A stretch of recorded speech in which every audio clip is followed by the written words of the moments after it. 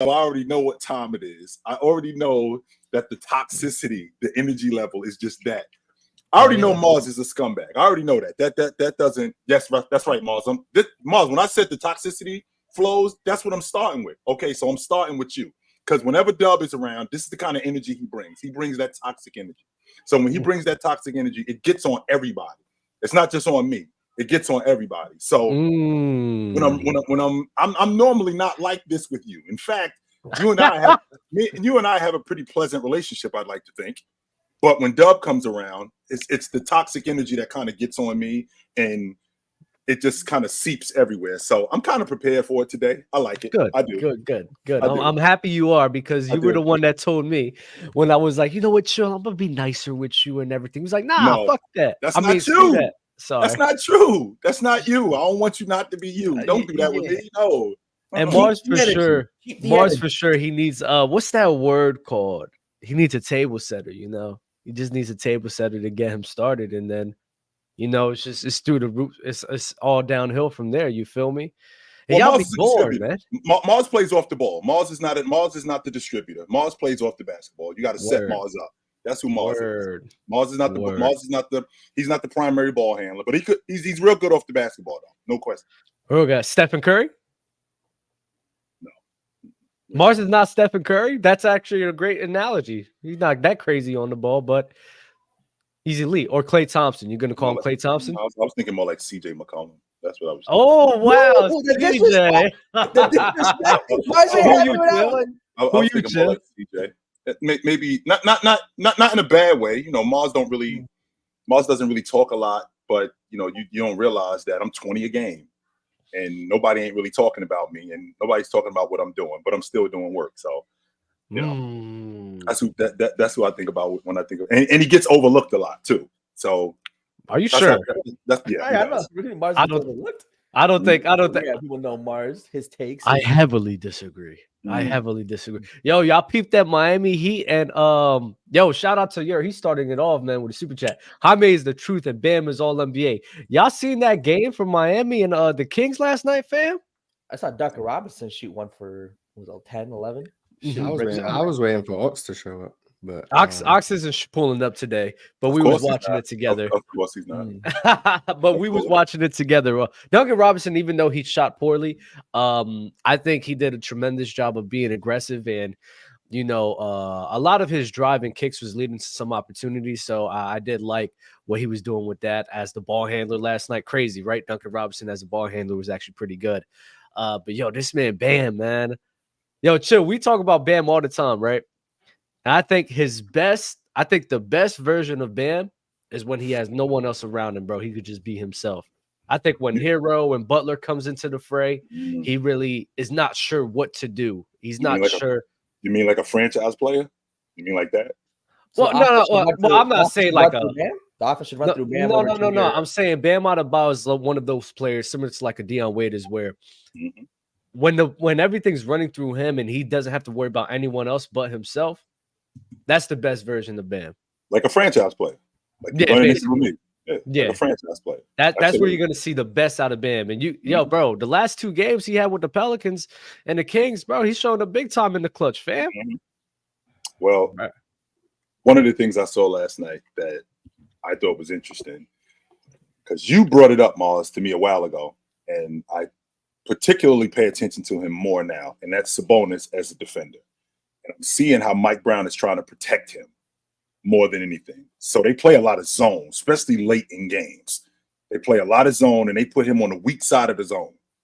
So they put him on the weak side of the zone, particularly so teams can stay away from him, number one, and he could be in a position to rebound so you can hold teams to one shot. The problem with that is when you play a team like Miami, where Bam plays in the middle of the zone and he's matched up, because they played a matchup zone last night with both De'Aaron Fox and Herter, who, by the way, get Herter off the floor because your job is to make open shots. You can't make open shots. Get Herter.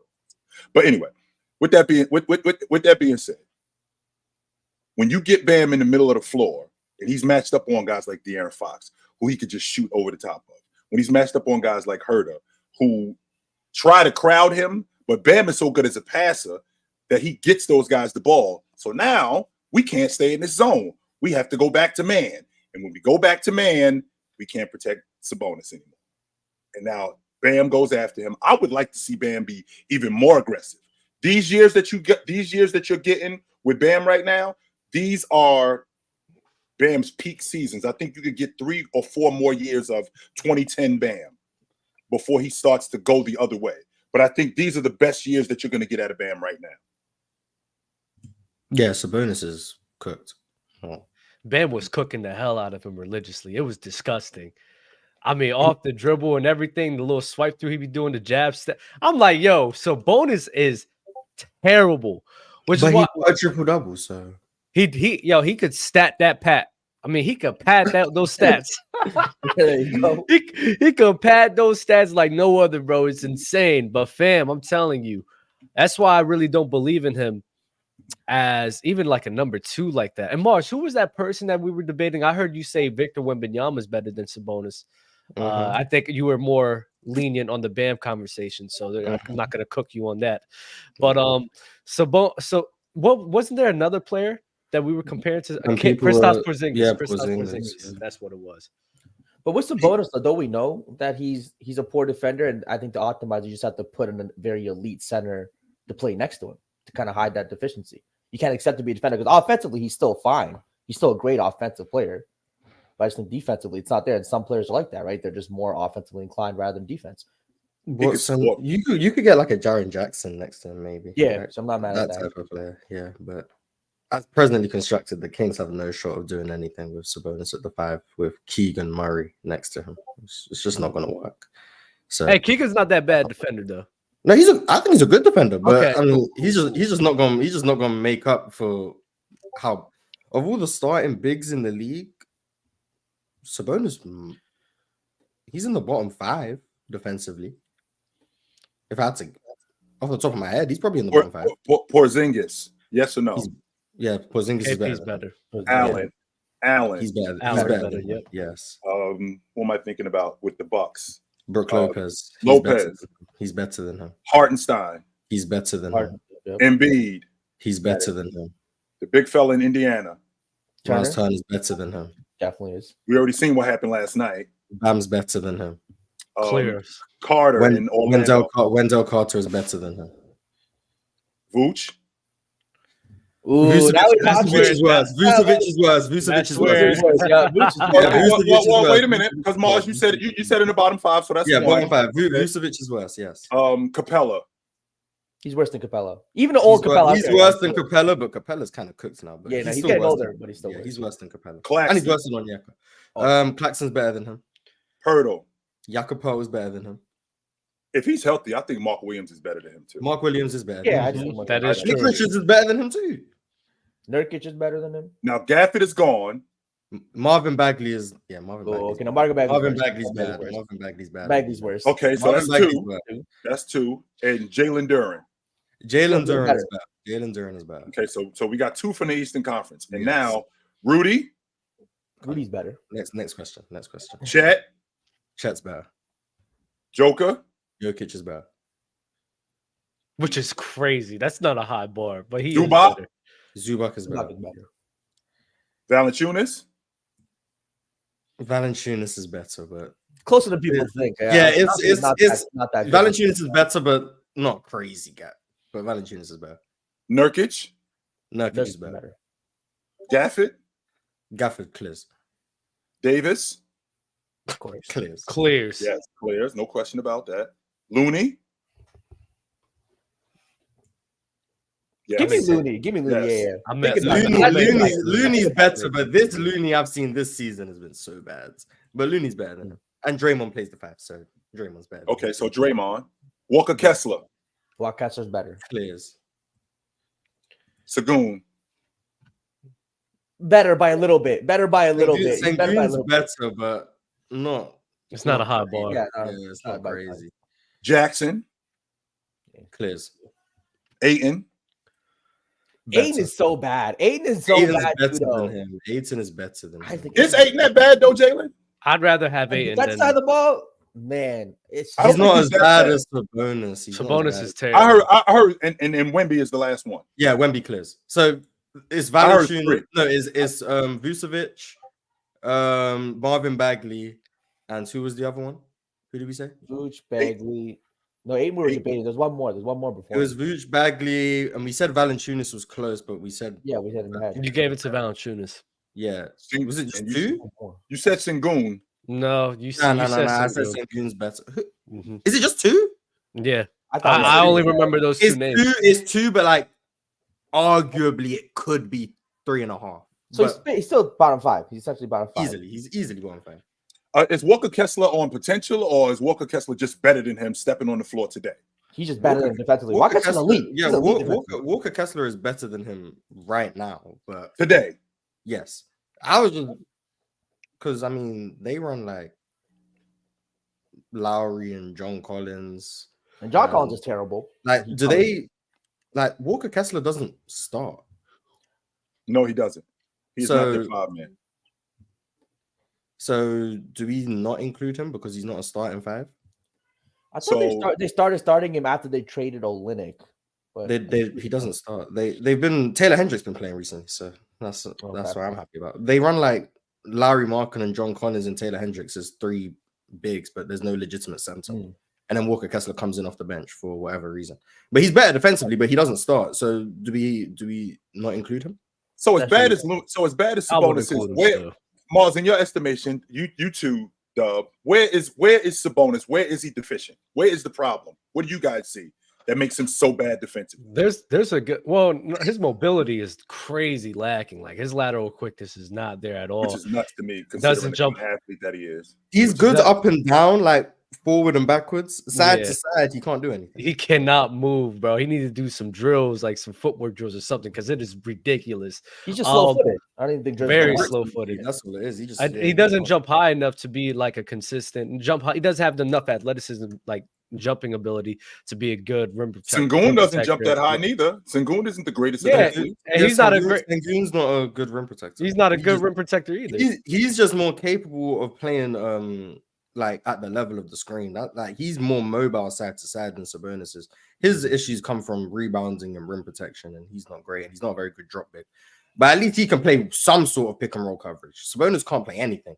You can't play at the level because he's too slow side to side. Then you can't play drop because he has no ability to play the ball and the roll man because there's no explosiveness vertically. And once again, he can't contain the ball handler in space. So that's cooked. And then you can't switch for obvious reasons. So all you can really do is just, and then you can't have him help side either because he can't rim protect. So all you have to do is try to get other people to make teams miss, and then he can get a rebound. That's it. Like he's not a positive in any aspect of defense. That's why I put Sengun over him, because Sengun can be a positive in like one aspect of defense at least. Sabonis is what? He can rebound. That's it. Yeah, that's it. That's why rebounds don't mean that much. It's like, nah, let me not burst Chilltown's bubble, bro. We were having matters. Now rebounding for sure matters. Yeah. So the talks about Sabonis, so Mars, like so that's why you confuse me a lot. You confuse me a lot because, like, with all of this being said, I just don't understand how you think Sabonis is over KP. I just don't get that at all. I don't know why I think that either. Yeah, I don't know why you think that neither. Because one, he's a better scorer. He's definitely a better scorer. He's a better rim protector. He's a better interior defender. He's actually better in transition. And he's better at showing and switching on the perimeter high as opposed to in the mid-range. When we're 22, 23 feet away from the basket, he can actually show and recover. I'm looking at Sabonis, and one, he doesn't really know where the basketball is. He doesn't know how to look for the basketball. In terms of fundamentally, when it's called ball you man. And he doesn't know where the ball is or where his guy is. His head's not really on a swivel. He could get beat a lot. When I see KP, I think KP brings way more value on the defensive end. What are you looking at when you look at Sabonis and you look at KP and go, okay, that dude is better than that dude? What are you looking at, Mars? I don't know. Look, can we to the I'm gonna be honest. Like one of those. It's one of those. It's like wait. Oh, Mars. Chilltown said on what's it called, on Lowe's Room on playback. He was like, man, sometimes you just gotta go with your gut. You know, I just think JT better than I think it was Anthony Davis. My gut is telling me KP's better. Like I don't know. I argued that what did I when we was on Open Gym? What was my argument? Oh, your argument was like very bad It was you were Okay, saying then I'm wrong. There we go. I'm wrong. like, it was just the rebounding and the pat. No, the thing. No, actually, chill. This is what happened. I think Mars knew it was a bad take. So, like, as we was talking and other people started interrupting, he just slowly went into the background and just escaped the conversation and just let everyone else talk. But I don't remember. I don't remember an in-depth explanation of why you think that at all. Actually, Mars. Porzingis is better. Yeah. The more I'm watching, more. Hold on. In defense of Sabonis, hold on. Let's not act like is he not a top 5 on the offensive end, just like he's bottom 5 defensively. Would you say top 5 big offensively? Yeah, top 5 big offensively. He's awesome offensively. Jokic and Embiid, obviously. Mm-hmm. Who's better between him and AD? Davis. See, Davis is a shot creator, doesn't move me a ton. Sabonis is a better passer. I don't even think that's close. Offensive rebounding. So this Anthony Davis is a glass cleaner. Jalen, what are you talking about? 100%, I'm with you. But Sabonis is no joke either. Right. I might edge. I think Davis is a better rebounder than Sabonis. To be honest with you, I do. I think he's a better rebounder. I do. I think he's a better rebounder. Because contrary to popular belief, when you watch Anthony Davis, people talk about him being soft. No. And it just doesn't help that I'm making this argument right now when Nurkic just pulled out 22 rebounds against him. This doesn't help at all. But with that being said, I've seen Anthony Davis stick his nose in there and rebound and get his team's extra possessions, come up with big tips and putbacks, right? So when he's doing that sort of stuff to help his team, Sabonis, on the other hand, when he gets crowded, like last night I saw him get a rebound. He had 3 guys on him, and he actually tried to go back up with it instead of getting off the peel, right? Davis, on the other hand, who's bigger and I think more athletic, he can go up with it and get a basket. So in terms of a rebound, I'm going to give the edge to Anthony Davis. AD Mars for better offensive player. So that's 3. That's 3. How do we feel about Bam? Honestly, I'm favoring Bam. Keep it a bean. And take off your fan hat, Dub. This is what I want you to do. Because don't be blinded by the one-game sample size of last night. One game sample size. What are you talking about? Supposed to be more consistent than Bam throughout the season. You tell me that's not true? No, he has not been. Bam's been very consistent as well. He's a 20 and 10 guy. Bam's a 20 and 10 guy, Jalen. What are you talking about? When we look at both, like a 20, 10, and 8. What's the bonus this year? When I look at the passing between Bam and Sabonis, if you want to say Sabonis is better, sure. I don't think it's by a crazy margin because I just think it's about the rate and on how much they're using them, right? I see Bam on the DHOs that Sabonis be doing, the pistol actions on the Kings, bro. I see Bam do that all the time. They run a similar offense in Miami. Yeah, they just don't have it where he's touching the ball too many times, you know? So like the passing is really not that far off between Bam and Sabonis. They're right. I think Sabonis is a better passer. I do. I will give Sabonis the edge in passing, but I don't think it's like this. Exactly. It's not a huge margin. No, I'll give him the edge. And scoring the basketball, let's be real. Who y'all favorite more to score? I think Bam's a better scorer. I think Bam's a better scorer. Me too. Especially in the clutch. I'm not gonna lie, Bam been moving me in the clutch. He's been cooking these past 2 games. My salute to you, Bam. Those many pull-ups, God bless your soul. You keep them coming, brother. I love to see it every single time, man. Even though you got a hand in your face, you still hitting it, bro. I love to see it. Absolutely. I think he also. I'll give him the edge. I'm sorry, Mars, and I'll give Sabonis the edge on the glass too. I'll give him the edge on the glass. Even though Bam comes up with big rebounds, I think that Sabonis is a better rebounder. His ability to position, his ability to get the ball off the glass and go with it. I'll give him the edge rebounding. I'll give him the edge as a distributor. That's as far as I'm going. Sabonis is shooting 10% higher from the field, average the same amount of points. Now, I understand that Bam's shots is being a little more outside the paint and Sabonis' shots more in the paint. But that 10% gap is pretty huge for people in the same position who play the same position. So I'm glad you brought that up. Yeah, keep going, Jalen. Don't stop. Keep going. So I'm saying, so even though Bam, again, we understand he's taking more shots outside of the paint, probably more, deep twos. That's bonus. That's his decision. So still give me 20 points at 62% field goal percentage versus 51. 51% field goal percentage for a big man is not good. It is not good for Bam. Now, with that being said, Jalen, if you watch Sacramento's offense, for example, they run this action where they get Sabonis at the 15-foot line. They get him at the 17-foot line, wide open. He turns that shot down way more than he shoots it. That's an IQ thing, and that's a confidence thing, as opposed to Bam, who is not turning that shot down. That's a deficiency in your offense. You know what that means? Defensively, we can run action to put you in that position where we know you're not going to shoot. So we can double Fox now. We can get the ball out of Murray's hands. We can do that sort of stuff because I know that you're not going to shoot that consistently. You're not even going to shoot it to where it's respectable.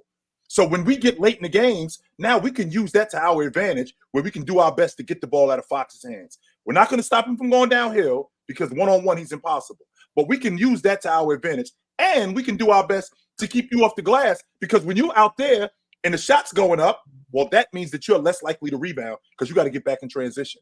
Bam, on the other hand, can knock down that mid-range. In fact, they run the action for him in the mid-range where he can get that shot. Now, I understand that. I've definitely seen him pass up kind of the open mid-range. But you know what he does? Even when he passes it up, he finds a cutting Keegan Murray, Malik Monk, Kevin Huerter. Like, he makes the right pass and he gets him the better. Yeah, that's not going to be there in the playoffs, unfortunately. I mean, maybe not the playoffs. I'm with you. Maybe not the playoffs. You're shutting that supply down. That water's going to just shut off. But the field goal percentage thing just doesn't. Bam takes 39% of his shots outside of 10 feet. Sabonis takes 17%. Like, that's why the field goal percentage thing, like, the context is the key thing. You play around, like, primarily, you play around the rim. That's if you're playing closer to the basket, like, it's kind of like Giannis, right? Like, we understand he's shooting 60% from the field, but we can also understand his 60% compared to, like, Embiid's 53%. Like, it's not the same situation. But the reason why with Giannis, you can be like, it's fine, is because we know Giannis can still get to the rim whenever he wants. With Sabonis, we've seen him unable to get to the rim because once you play off of him, he doesn't have the athleticism of a Giannis and he doesn't have the counters of a Giannis to still break down a defense that's playing off of him. So that's where the issues come in. If we still believed in his ability to get to the rim, well, I'll speak for myself. If I still have believed in his ability to get to the rim in a situation where teams are playing off of him, in a situation where teams aren't allowing him to run dribble handoffs and the bigs playing high to stop De'Aaron Fox, sure, maybe I'll believe in his scoring a bit more. But I've seen him in a situation where you play off of him. And then now guess what? We've got Sabonis taking jump shots. And he can't make them consistently. Respectfully as possible. He can't make them consistently. Bam Adebayo can. So that's why the field goal percentage difference it's negligible to me. So yeah. And a guy taking 500 shots in less than 5 feet compared to like Bam Adebayo only taking 247. That's a crazy discrepancy. Like, that's wild. Yeah, you play around the basket. Different types of games. I do think Bam should be better around the rim, though. I'm not gonna lie. Every time I see him try to finish over length or something, it's like he misses. He does struggle with that. It's okay. So finishing around the rim is still important. He should be better. He should be better. So I'll give Sabonis that, but I mean, still in terms of scoring, I gotta go with Bam. I guess it's because, like, especially traditionally, he's undersized for the position. And he doesn't really try to muscle through traffic. He tries to sort of avoid it. You feel me? So whenever he be trying to do that, you know, he's just not capable of finishing like over top of like physicality like that consistently enough, you know? So he's more of like a finesse player. He's not a guy that's going to sit here and try to muscle his way through for a tough lay. But he can play like that though, Dub. He can play. He can. I saw him against Joker last season. If you want to play rough and rugged, he can play like that. And he can switch up his game. Sabonis is one of the most physical guys in the league, especially around the rim. And I would like to see Bam throw it over the top of a guy every once in a while. I haven't seen that much, but he can switch up his game. I'd like to see him switch up his game where he played a little bit more physical around the rim because I think he would convert more and get to the strike more if he did that. Yeah, that would benefit him. I mean, so yeah, neither one of them are perfect offensive players. I think they're in like the same realm. But if we say Bam's better, that's 4, right? 4 better than him offensively. Better than Sabonis. Yeah, I forgot we was here. I'm not gonna lie. So then it's like, do you guys still consider Cat a 5 or is he a 4 now because he's next to Rudy? Like, 4, man. He always was a 4. I always felt like he was a 4. So run it down, Mars. How about Lopez? He's not better than. I can't give it to Brook. Nah. How about? Let's get to the Sengun. Who's better, Sengun or Sabonis? Let's get to it, man. He's better, Sengun or Sabonis? I believe in Sengun more. I'm away maybe like a year. He's got more counters in the post. He's got that little floater. He has more post. It's pretty similar. And also, Sengun has no spacing around him. Sabonis has elite spacing. Sabonis clears the rebounding though. Yeah, good for him. Whatever. Who cares? Like Sengun's getting double teamed every time he gets the ball in the post. He's getting trapped. He doesn't have He actually looks at the rim he doesn't have the floor spaces around him, and he's more aggressive as a scorer. I still think Sabonis is probably better, but There you go. it's a conversation. What was all that for, Mars? I don't mind the conversation. To But we hype understand Sabonis What's still the better. problem to hype my guy? I can Maybe get with that. like 2 years. All right, Maybe like 2 I years he can can pass get him. You know, probably maybe 2 years, maybe next year. See how The he fact uses that it. he looks at the rim, the fact that he looks at the rim in transition, and the fact that he looks at the rim between the 17 and 20-foot line, that's a big deal. Sabonis doesn't really do that. See, Joker is a pass-first big, but Joker is so much more of a scorer in terms of a mentality. Sabonis isn't really like, you can leave him open, and he won't look at the rim. Sengun will actually look at the rim. He'll crack the long ball, not just because the shot clock is going down.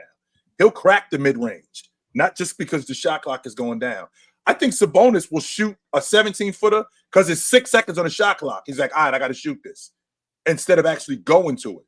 That's a deficiency on offense in your game. The Sacramento Kings team, I think they're just more players that are required to kind of stay in rhythm. Like you want Keegan Murray, Kevin Huerter, Malik Monk, Fox shooting the ball. And I think Sabonis understands that. He understands that he doesn't need to shoot the ball 20 times. I've seen him do that when they're hurt. Like when these guys are out, like when Fox is out, I've seen him, drop 30, 12, and 13. Like he's doing his thing. So I just think he understands his role on this team, and to maximize his teammates, he has to play the way he does, which is maybe on the scoring front, taking a step back a little.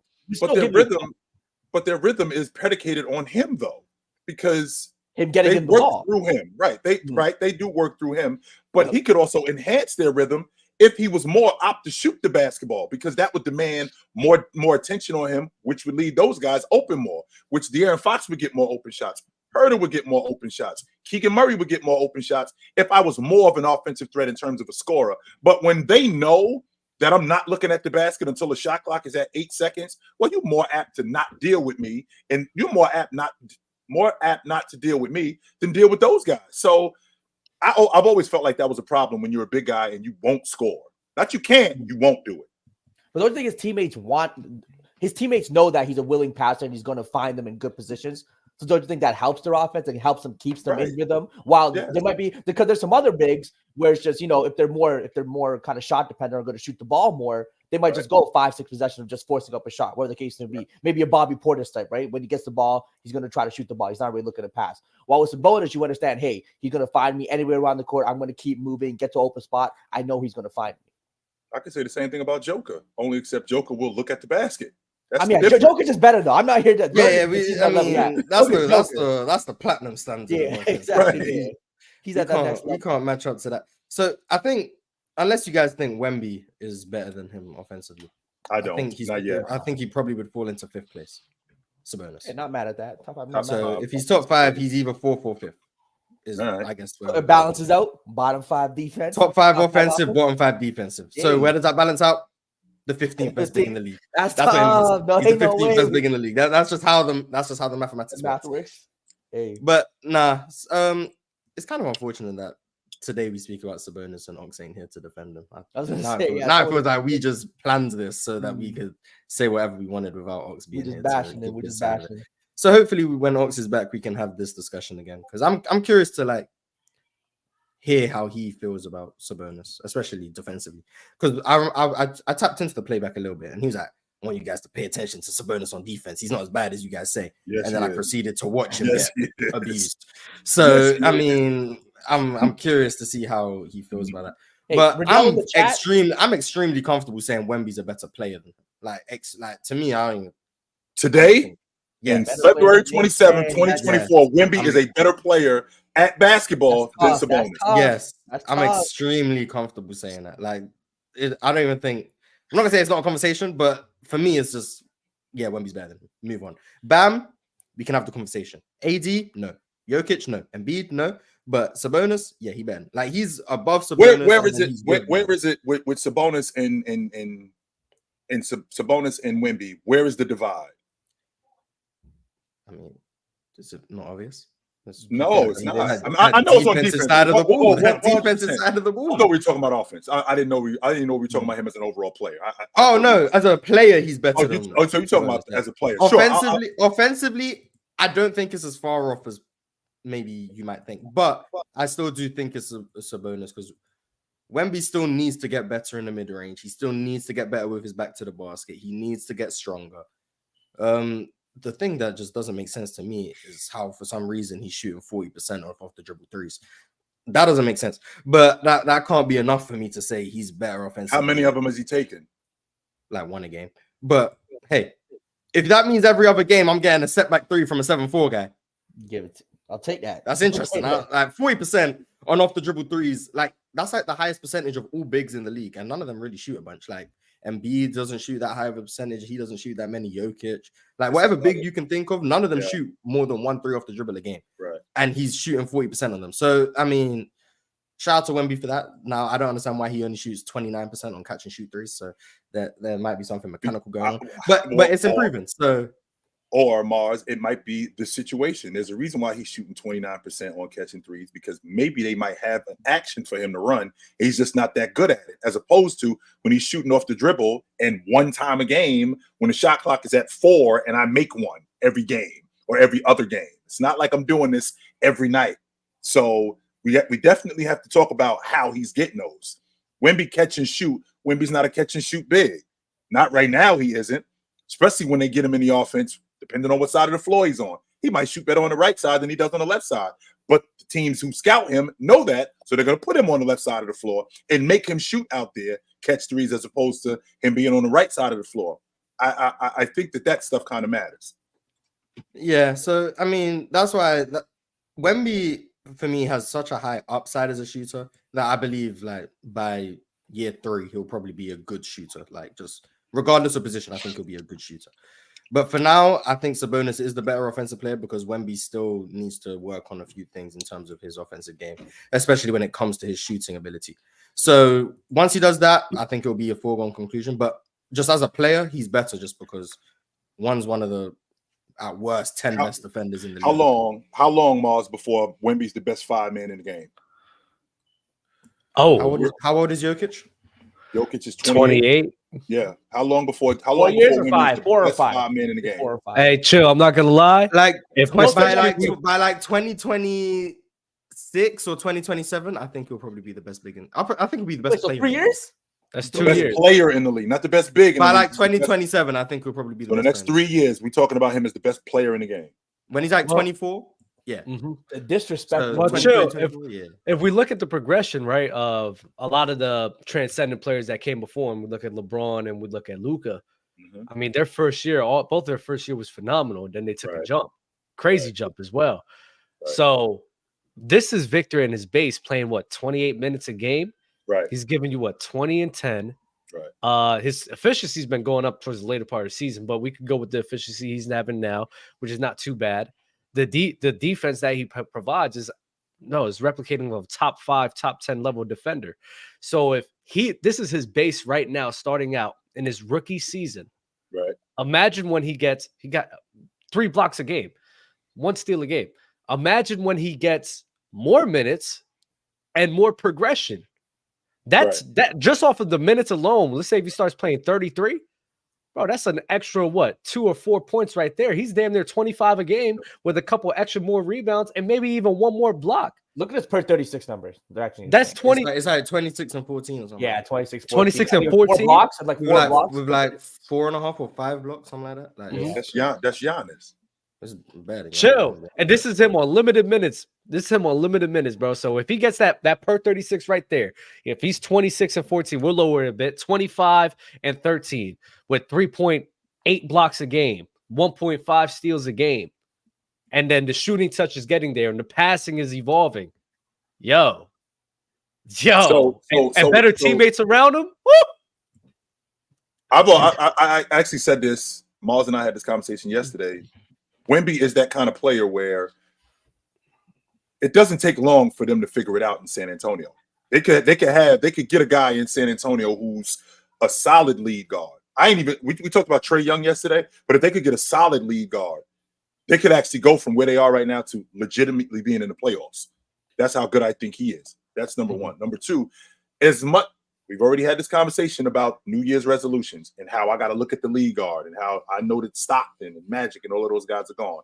I also have to respect how times have changed. Yo, Tim Duncan showed up in 97. By 2001, we were having a serious conversation about Tim Duncan being the best player in the league. That was only 4 years later. We were doing that. Shaq was in the league. Iverson, Bryant. We were having a serious conversation about him being the best player in the league. So to say that in the next 4 years, Wemby could be the best player in the league, that's not ridiculous.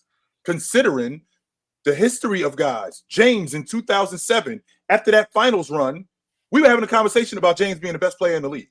That wasn't ridiculous to say that after year 4. So it's not ridiculous to think that Wemby could be the best player in the game after 4 years. MJ year 4 was what, 98? 88 when he won MVP and Defense Player of the Year?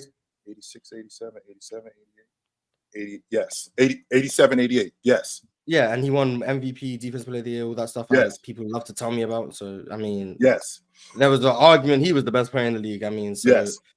Well, a lot of people did think he was the best player in the league, actually. Yeah, and it was just the only reason people were still hanging on to Bird and Magic was the championships and blah, blah, whatever. But, but the difference between like Wemby and like an MJ or Kareem, who was the best player in the league from the moment he entered the league, and like the difference is like Wemby came in at 19. Like the only like comparisons with Wemby would be like LeBron and Luka, because Tim Duncan was 22, MJ was 21, Kareem was 22. Like those guys went through 3 years of college or 4 years of college. So by the time they're in year 4, they're 25, 26. Wemby in year 4 is going to be 23, turning 24. Like, so if he's the best player in the league at that time, which I think is possible, I don't think it's a guarantee. I'm not saying he's going to just clear Jokic, because for me, it depends on how much Jokic regresses defensively as he ages. Based on how cerebral he is, he might not regress that much. So he might still be better than Wemby. I don't know. And Giannis is what, 29? So Giannis still probably has years left. Luka is still ascending. Luka's going to be 25 this month. Getting past Luka, I think, will be the hard part in 3-4 Yeah, like Luka in 4 years is going to be what, 28, 29? That's like peak Luka Doncic. Yep. So he might not be better than Luka. Like, I'm not saying he's going to be the best player in the league. Not going to lie more. I can see an avenue where it's very reasonable that he would be. This Victor kid, bro. Yo, even as high, and you know how high I am on Luka Doncic, bro. Very high. I'm not gonna lie, bro.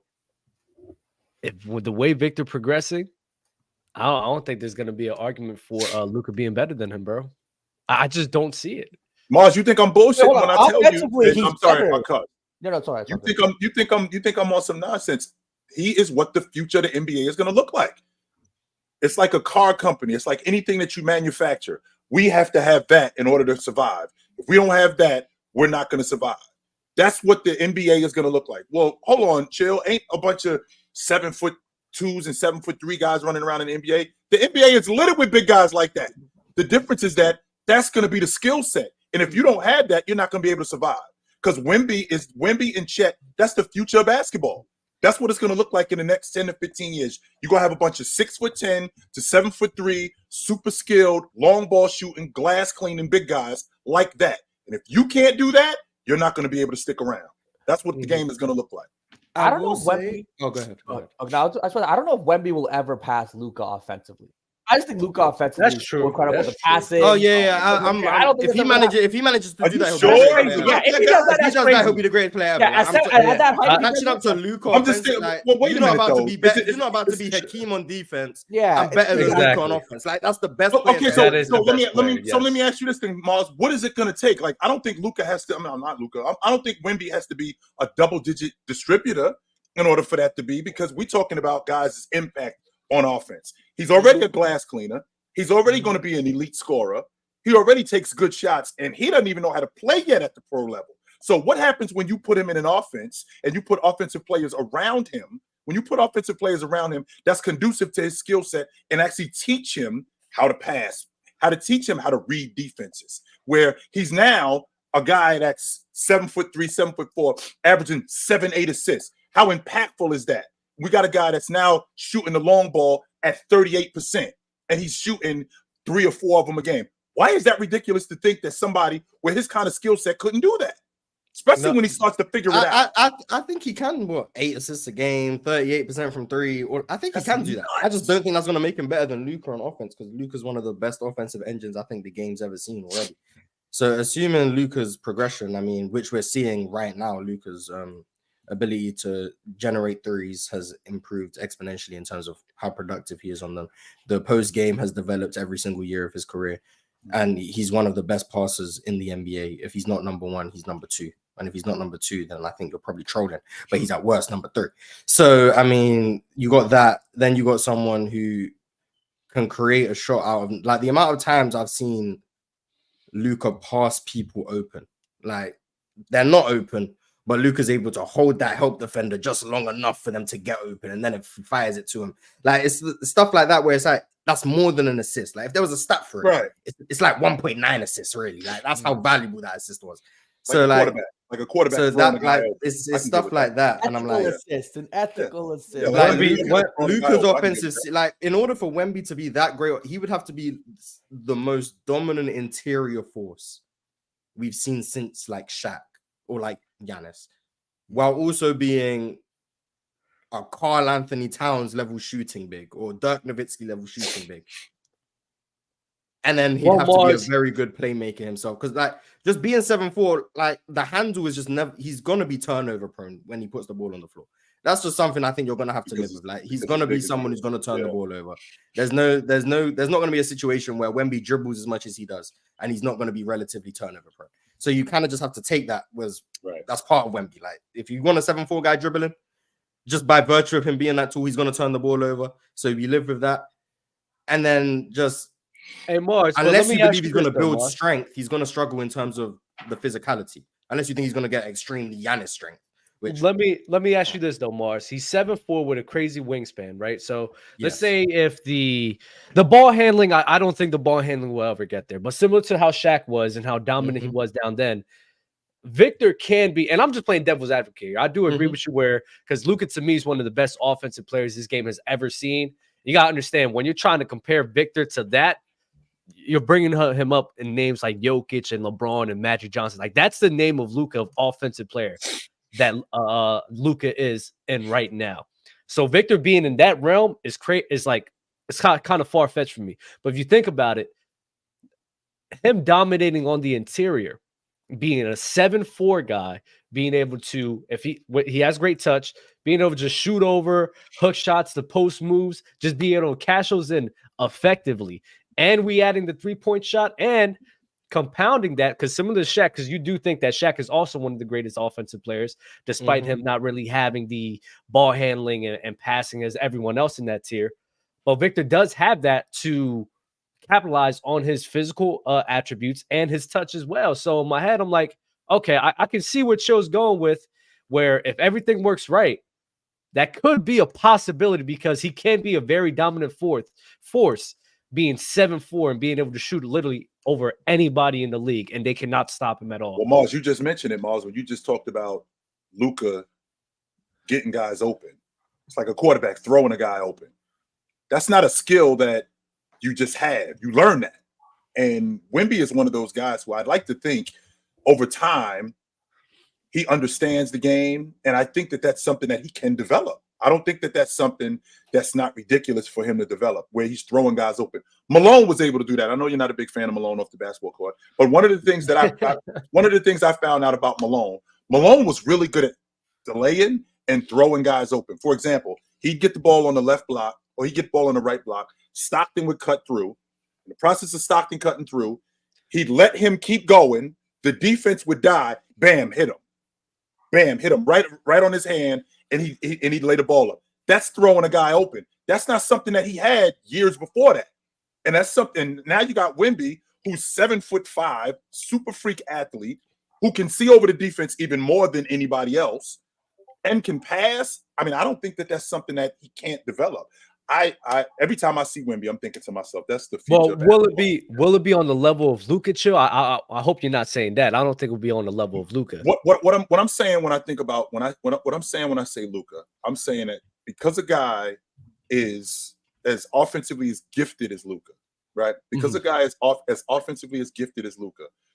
If I'm playing similar to that level, I'm not saying that I'm like it's this, but it's more like this.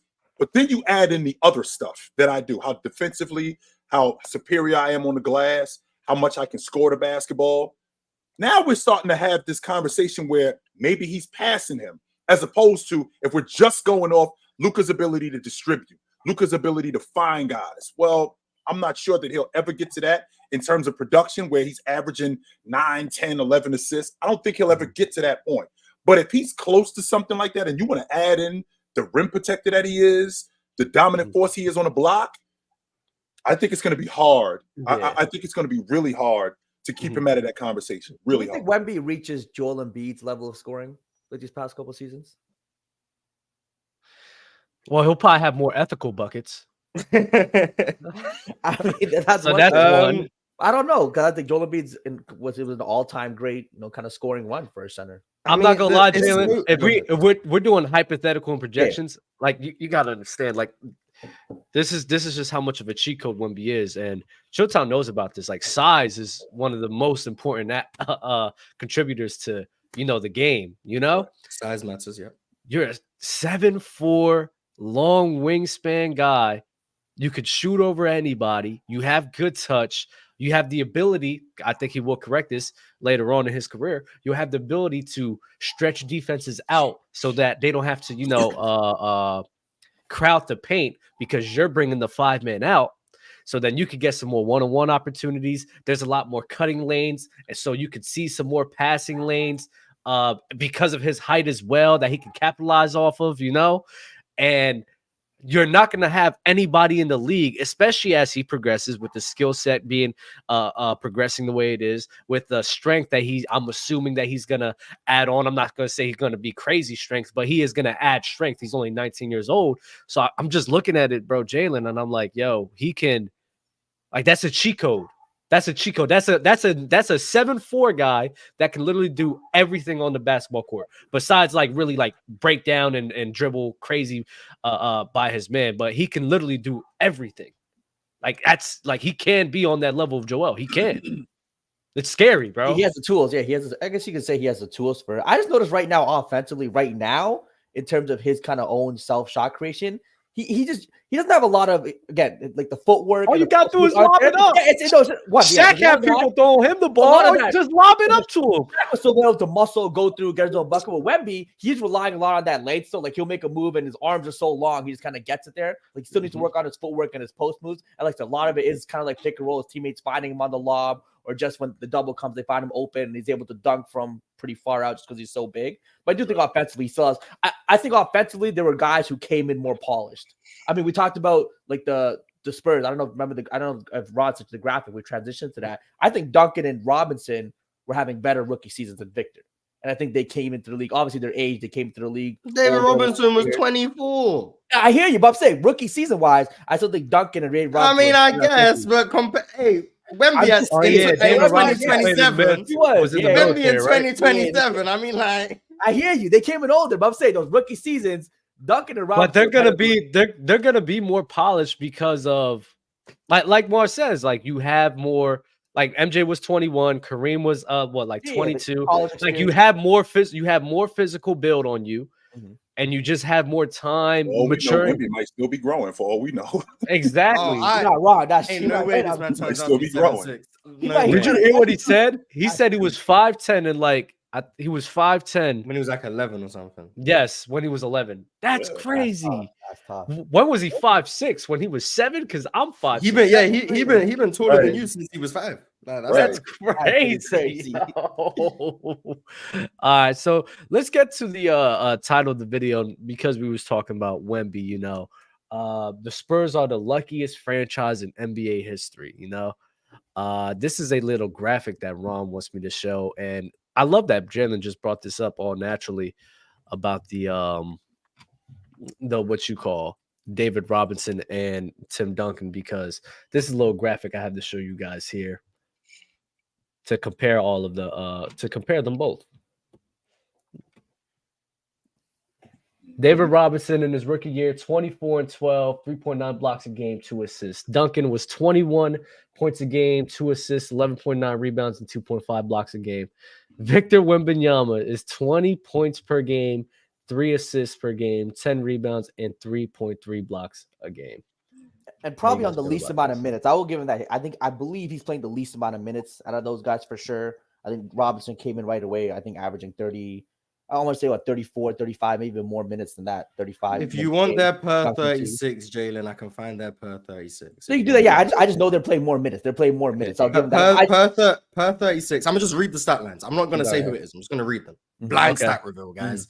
So player A, per 36, 23.9 points, 11.8 rebounds, 2 assists, 1.7 steals, 3.8 blocks. That's player A. Player B, per 36, 26.1 points, 12.8 rebounds, 4.2 assists, 1.6 steals, 4.2 blocks. That's player B.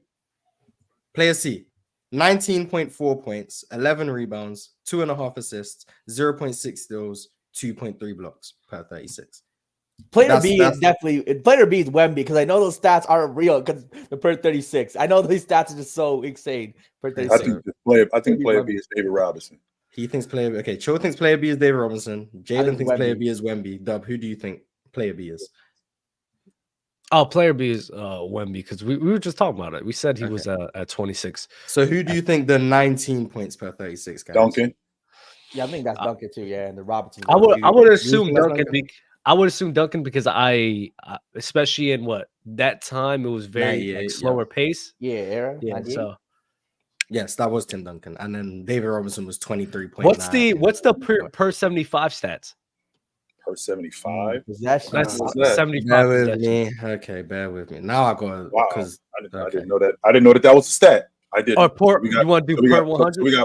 I can do per 100 because if I do per 75, I have to multiply this by per 100. No. Do per 100. Per 100. Okay, per 100. So wait, let me explain it to Till. So Chill, the reason why per 100 is it's a way to be fair to an era that's playing at a slower pace, right?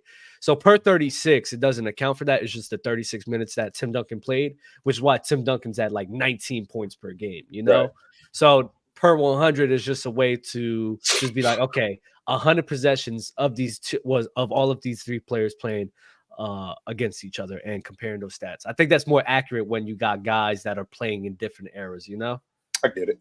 It's not the full era tax formula because I'm not really revealing that to the public, but it can give you a better grasp. So we'll go with that. So per 100, I'm going to scramble up the order again so no one knows. Player A per 100, 29.3 points, 16.6 rebounds, 3.8 assists, 3.5 blocks. That's 29, 16.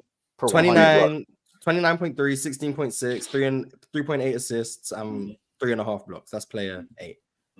Player B, 32.4 points, 16 rebounds, 2.7 assists, 2.2 steals, 5.2 blocks. That's crazy. B. Player C, 34.3 points, 16.7 rebounds, 5.5 assists, 2.1 steals, and 5.5 blocks. That's player C. Player A is Duncan. I think player A is Duncan. I think player B is Wemby. I think player C is David Robinson. What about you guys? I'm sorry. Flip that around. I think player B is David Robinson. I think player. C. I think I'm with Chill. Player B, Robinson. C, Wemby. Yeah, Duncan A. Okay. C is Wemby 1,000%. That dude's just a monster. I think I had that wrong. I think David Robinson. I think David Robinson was 1 and Tim Duncan was 2. Okay. Tim Duncan was player 1. David Robinson was player 2, and Wemby was player 3. So yeah, per 100, Wemby's averaging 34, 16, 2 steals and 5 blocks. Well, he is the youngest of these three. He's 19 years old. David Robinson spent 2 more years after he left the Naval Academy in the Navy, and Tim Duncan played 4 years of college. So he is the youngest, playing the least amount of minutes. The upside, considering what the league is today, I mean, when Duncan and David Robinson played, it was a big man league where guys played primarily on the box. Today, the offense is so much more advanced than it was back then. David Robinson could shoot the mid-range. Duncan could shoot the mid-range. Transition was what it was. David Robinson was a super freak athlete, but in terms of the skill set with Wemby's upside, it looks pretty incredible to see what he's going to be.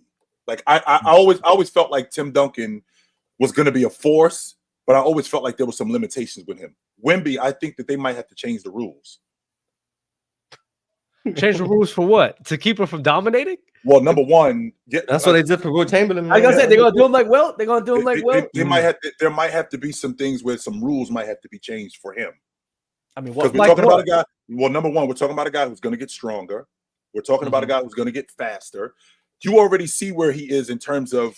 You already see where he is in terms of getting to the basket and finishing around the basket. I mean, we might have to raise the rim. I don't think 10 feet is too low. We might have to raise the rim to 11 feet for somebody like him. Off the strength of what he does. So zones in the league, they might have to implement that. You can not only play more zone, but a different way of playing zone, because I think Wemby is that good offensively and that much of a force where he's going to make it unfair for teams. I would honestly, I think the reverse happens.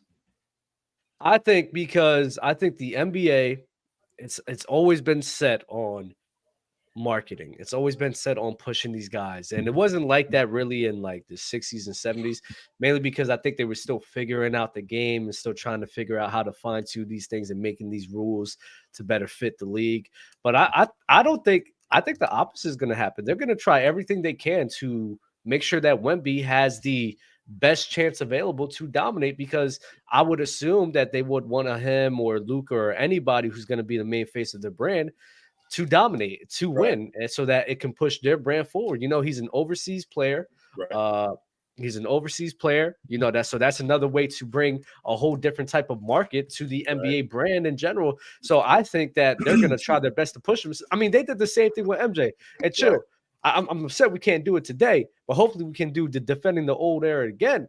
But bro, they were letting MJ get away with murder. Right. Like that was disgusting. Now, and they go, oh my bad, but like every time for the past few times I've been watching the Bulls, I could see how people think that they were cheating because they were sitting here getting every single call under the sun. It was disgusting. Right. And I think especially with since the 90s and 2000s and 2010s, we've seen it with the New England Patriots. You're always gonna Kansas City Chiefs now, you're always gonna get those allegations, because I do think the league, whoever their best or their face is, they're gonna try to give that person the most easiest path to dominate. Right. Now, with that being said, what I've seen in the past is how relatable the game is to other people. That's why Magic and Bird were heaven sent.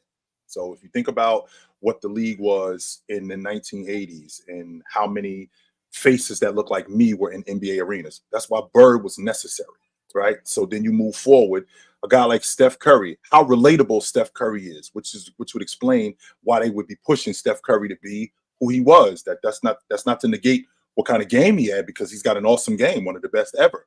But him being relatable is what brings fans in. That's why they're more attracted to the game, because they can relate to a guy like him. So a guy like Wemby, who is 7.5 feet tall and dominating the game, which now is global, but there's not a lot of 7'5" guys running around. So they want the game to be more relatable to other people. So we can't have a guy, a foreigner, dominating the game here that's in America, where we can't have other people who can relate to him, a 7'5" French guy who's the best player in the NBA. That's not to say that he won't be, but I think that when you're thinking about the game, especially in America, they definitely want people to be more relatable, especially the players. Well, sure, but Magic Johnson was a 6'9" guard, right, handling the rock. That was something that especially at that time, was not really relatable. Never seen. Correct. And then Victor right now, I think relatability is key. But you know what is also a huge factor? Anomalies. Anomalies is something that everyone loves. Anomalies is something freaks of nature is something that always catches people's eye. Right. And everyone's like, cool, I could never be you. But guess what? I just love you for being you, because you're a 7'4" long wingspan head that could literally do everything on the basketball court, man. Being like Mike, people were just fooling themselves on the being like. That was an impossible feat to have. Because you were never going to be like Mike at all. 100% Gatorade. At all. The thing with Wemby, I noticed throughout the league's history, though, it's always been kind of a hard sell to push big men. Even when Kareem was, clearly the best player in the league in the 70s and going into, say Kareem was sure. But even then, you can make a case that Dr. J was the most popular basketball player in America. Even he was the ABA and then come to NBA. Dr. J, I think, was still more of a selling point than Kareem Abdul-Jabbar. Yeah, but they ain't like Kareem for. I know, yeah, political stuff, religion, 100% of religion, all that. I get that. But the thing with Magic Johnson too, Magic had a ton of charisma. We're talking one of the most charismatic people we've ever seen in sports too. So I think he's definitely easier to sell. I think for the league right now, I think they actually would. I think it's an easier sell selling guards like Anthony Edwards, Ja Morant, even a Luka Doncic. I just think guards tend to have more quote unquote exciting play, and they just seem to be easier to market and sell based on the precedent we've seen in the NBA. Even in the 2000s when we had the greatest era of power forwards ever with Duncan, KG, Dirk, Weber, all those boys, it's still they weren't necessarily the faces of the league. Right, there's already guys, whether it's Kobe, LeBron, when D-Wade had his little couple-year run, even he was more pushed than these big men, because I just don't think big men, for whatever reason, sell the product as well as these guards. One, like I said before, it could be the excitement of the game. Two, Joe said it's a little more relatable being able to relate to guys, even though they're 6'5", 6'6", a little taller. I can still relate to a guy who's 6'5" more than I can relate to a guy who's 7 foot. Right, so I just think when it comes to the market, I don't know Wemby will. You don't think Shaq was very marketed, bro? Shaq, again, that was one anomaly too. But even Shaq, for his personality and the star power he is, he should have been more of a forefront. Before they're really that big, but even like I said, he was in mad movies. He was, yeah. He did a lot of his own thing outside. But in terms of the NBA push, they were pushing Vince Carter more than Shaq. Yeah, remember Vince Carter. Because I'm not gonna lie, bro. When you got guys who was jumping like that in the dunk, because the dunk contest and nah, bro, that's wild. Like what they were doing, especially T-Mac. He's also 6'6". Because that's something. It's not even just about that. Like they were doing crazy athletic. They were doing crazy athletic anomaly feats, bro. Vince Carter and T-Mac were doing things that people was like, bro, we haven't seen before. This is insane. And it's similar to Wemby. Like he's doing things that's honestly, that's really the number one seller. When you're doing things that people have never seen before, that's something that really people's like, nah, this is disgusting. Because now you're going to have followers that's going to try to replicate things that you've done, which is why Wemby right here, bro, he's going to be doing things we haven't seen before, which is why I think he's going to get pushed crazy. Shaq was a physical phenom, and he was marketed very highly, right? We've never seen that before, but he wasn't jumping out the gym like Vince Carter and T-Mac. He just wasn't. I'm sorry. Orlando Shaq was jumping though. Let's not. Orlando Shaq was really flying too. But even then, the bigs that you talk about marketability, like it was what the 70s where the NBA wasn't the brand what it was. So like you couldn't really do that. Kareem had religion issues. Then 60s, Wilt and Bill. I mean, bro, that was like when basketball was just starting out. That's something that they couldn't even do. So then even the 80s, like Hakeem was great, but everyone looked at him. You want to know why? Because the time when he was winning, if he was beating Jordan and we talked about if he beat Jordan, I think then he's pushed. But the fact he's winning rings off of Jordan's watch, nobody took those rings seriously. If we're just gonna be honest, nobody took Hakeem's ring serious like that. Just because MJ wasn't in the league. Which they should have, but they didn't. No, for sure. I just think the league doesn't want to push necessarily a big man. Maybe this could be the change. It could be the anomaly and it works out. I just think the league has a history where pushing the big man as the face of the league or selling the product as the big man being the face just doesn't work. For whatever reason, the general public and the viewing public tend to lean towards these guards. For whatever reason. Winning is the most. I think winning is one of the most important aspects, right? And I think ever since the 80s, who's been the main staples of winning ever since then? What's been Magic? It's been Bird. It's been MJ. I mean, yeah, Tim Duncan like winning here and winning there, but it was never like cut like back to backs. His game wasn't exciting. You feel me? LeBron so like winning, Jokic Tim Duncan neither. If Jokic went, I promise you, if Jokic is like goes back to back or wins 3 straight, bro, watch how they're gonna push him, bro.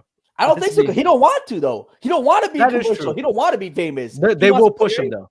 I have seen Joker in more commercials lately. I have seen that. You have, right? I have seen Joker in more commercials. They have done that. More for Joker than they have in the past. So that's not news. Let's get some of these super chats and memberships out the way. Dame B became a YouTube member. Mad Max became a YouTube member. Appreciate you guys, man. I like burritos. Houston first nationally televised game in 3 tonight. Mars, at what point would you consider benching Jalen, or would you keep him in the starting lineup? Cook him. I like burritos. Cook him. Is he Jordan Poole? Cook him. I like burritos as a Houston fan. I don't think he's preying on Jalen Green's downfall. I'm of the belief that First of all, I hope you don't get destroyed on national TV. But Who y'all facing? OKC. Oh, You might get destroyed. On the roads. So yeah, we're probably Y'all play. but Wait, y'all wait, it's a back to back. Like y'all facing each other head to head. Like y'all facing the last game. We played each other on Sunday. Houston at home. Now we're playing each other at OKC. That game is tonight. Yep. Okay. What's the time for you guys? 8 p.m. Eastern, I think. I'll find out right. It's 3 a.m. for me. So what I mean, 10 p.m. Eastern, 10 Eastern. Anybody watching? Okay, it's the West Coast game, right? Yeah, 10 Eastern. OKC Houston. I tried to do it on playback. Claire said no, but that's besides the point. Wait, what? She said no to you doing it? Yeah, she was no way. You Go can ahead, take no, because she's being nasty here. Because she asked what me it is. What it is. No, wait. She asked me to do that game. No. Yeah, she Claire. So Mars, you could take my spot. No, it's all right. It's all right. I only see the 6:45 game. I only see the Nets. If it's not meant to be, it's not meant to be. So, but speaking of Jalen Green getting benched or not, I'm of the belief that after the season, they're gonna be a mutual split between both parties. I think Jalen doesn't fit with the Houston Rockets young core, and I think the Houston Rockets young core isn't great for him. I think they need to separate. Jalen needs a situation where they would allow him to get downhill and not rely on his ability to shoot the three, because for whatever reason, he can't shoot threes. So I think he needs to be on a better spaced roster, and Houston need a reliable two guard when it comes to spacing the floor. I think it just doesn't fit for both parties. Jalen hasn't been great this season as a scorer. I think he's improved in other areas, but scoring wise, it just hasn't been good. I think the fit is bad. Him and Sengun playing together isn't a great fit because neither one of them can shoot. So it ends up clogging his driving lane, so he can't get downhill. And then Sengun is now kicking out to Jalen Green, who can't hit spot up threes, and it's all over the place. But I will say, and I have no facts to back this up, I think Jalen Green has very small hands. Like I don't.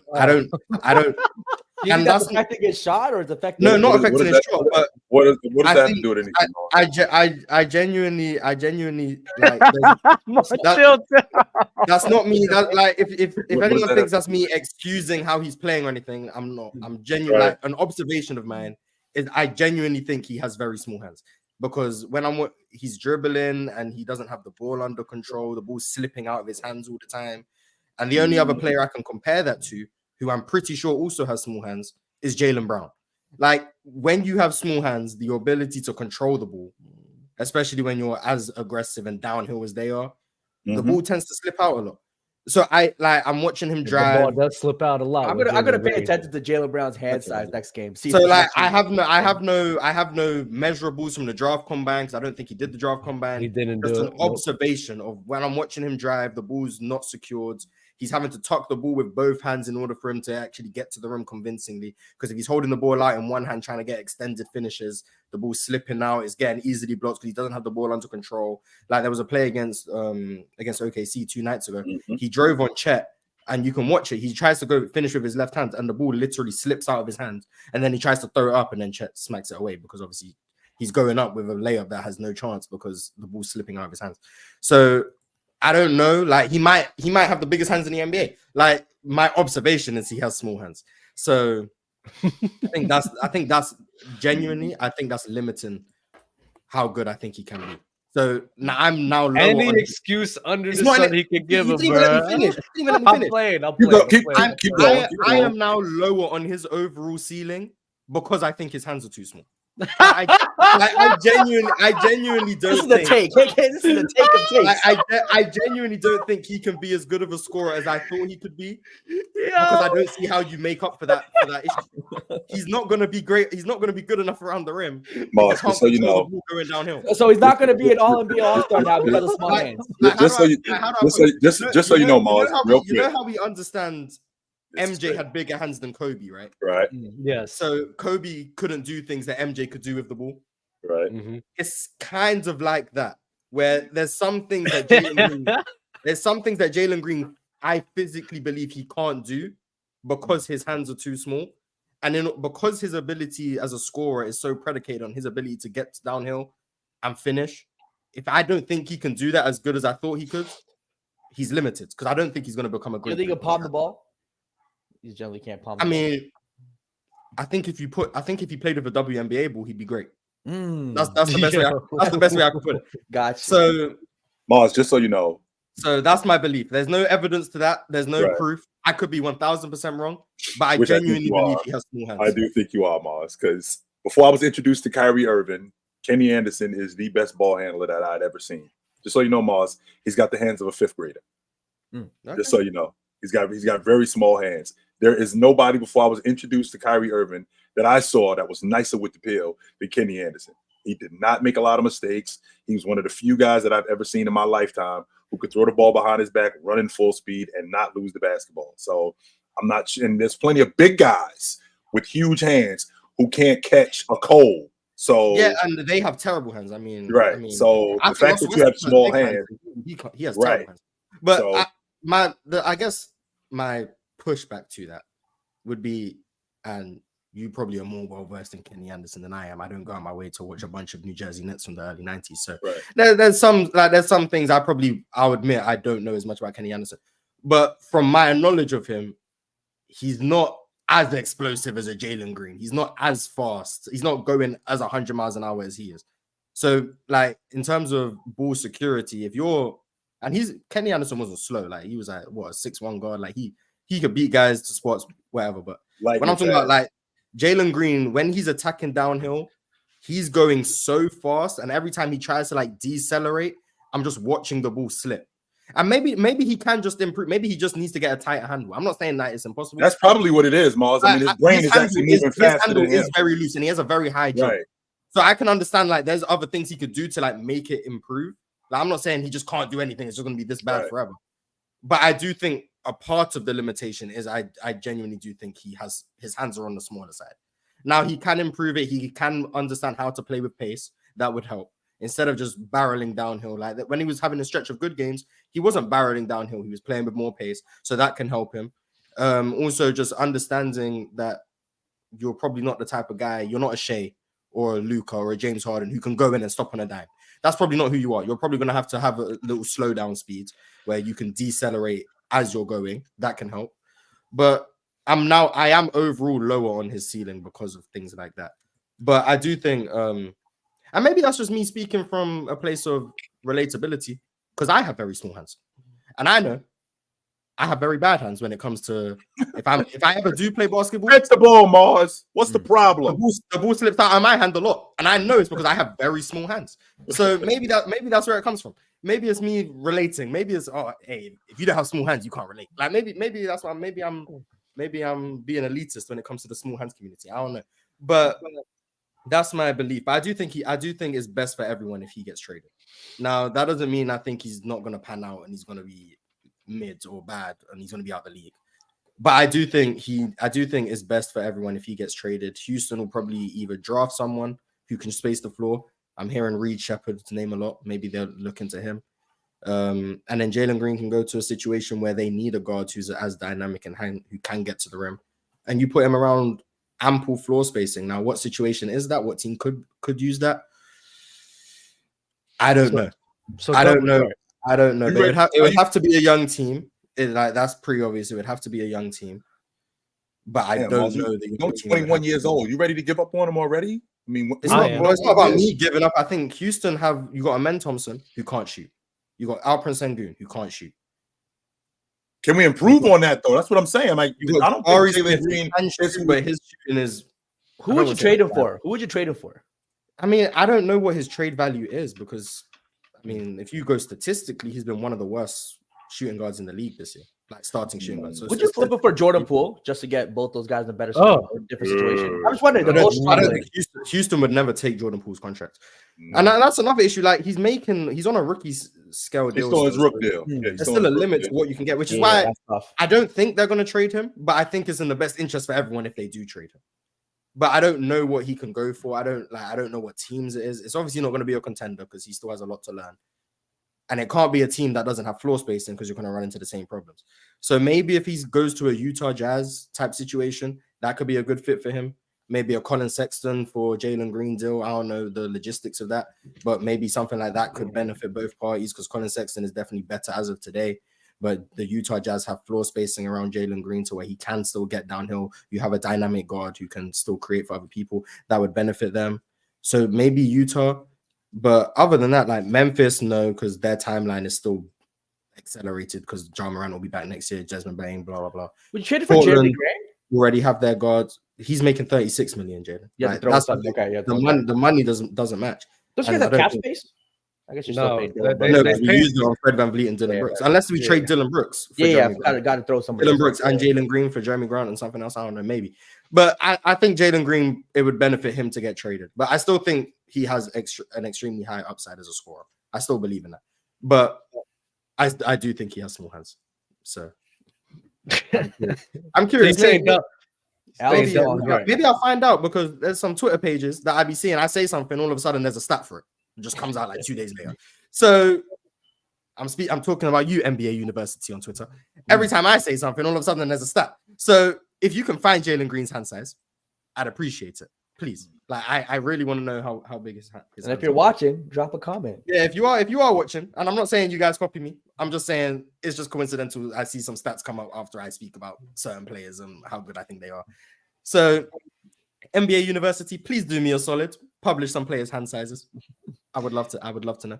But yeah, that's my state. That's my This is a test. If NBA University actually comes out with the stat, we 100% know. Yeah, and I'm not even mad at them if they are doing it. They're a good source of intel. I like having the stats to back up the claim. So if you have the stats, unless Jalen Green's hands are very big, then don't release the stats. I don't know. But if they are small, release the stats, please. I'm hoping. Okay. So you saying Dub was right about what? Jalen Green. What was you right about? You said he was a bust. No. Oh my God, this guy. That's what you said. You said he was a bust. I don't think you're right. No. This guy's disgusting. Nick from the Tri-State. Spurs tanked for Tim. How wasn't that investigated? LOL. Well, they didn't tank for him. A lot of it got David Robinson was hurt. Then Sean Elliott got hurt. But they wasn't actually tanking like you think they was tanking. They were just deliberately sitting guys out. Their core guys got hurt. So it happens. Isn't deliberately sitting guys out though? But Robinson didn't get hurt. Like Robinson didn't get hurt was a legitimate injury, so he was out. Yeah. So there's like, all right, let's give you guys an opportunity, whatever. Right. It's like what Memphis is doing this year. Are they taking or are they just kind of like, okay, everyone's hurt, they're playing? They actually should though. To be honest with you, they actually should. Memphis should tank. To be honest with you, well, they are. I mean, they're just. Well, are they? Well, they're just bad. Yeah, that's really bad. They just have bad offensive nights where they can't win games. I don't know because I think Memphis is one of those. Yeah. I think they are. I think this is one of those teams that we can see them next year, like right back at the top of the Western Conference, and like in the Western Conference Championship. I think that could happen with them. I mean, you get John Morant back, you get Desmond Bain back. Everybody. Jackson's still there, yeah. Yep. Throw in the center in there, and you're kind of good to go. Yep. Not mad at that. But Spurs are, like I said, are incredibly lucky to get David Robinson hurt, draft Tim Duncan, have a 20-year run of dominance. And in a couple years, you get Kawhi Leonard too, but that was great drafting. And then a couple years later, get a guy in Wemby who you probably will have another 15 to 20-year level of dominance. You think they're lucky? I think it worked. No, you have to be lucky to be good. I think it definitely the luck plays a role. Having a Tim Duncan draft, there's a lot of number one overall picks. Why isn't it just they pick very well? They know how to draft players. What is worth the drafts where they got the number one pick, it was an obvious pick. That's what I'm saying. They could have got a draft. It wasn't like. Well, I'm more referencing like Tony and Manu and everything. No, in 87, it was David Robinson. Yes, it was literally just this is the number one guy.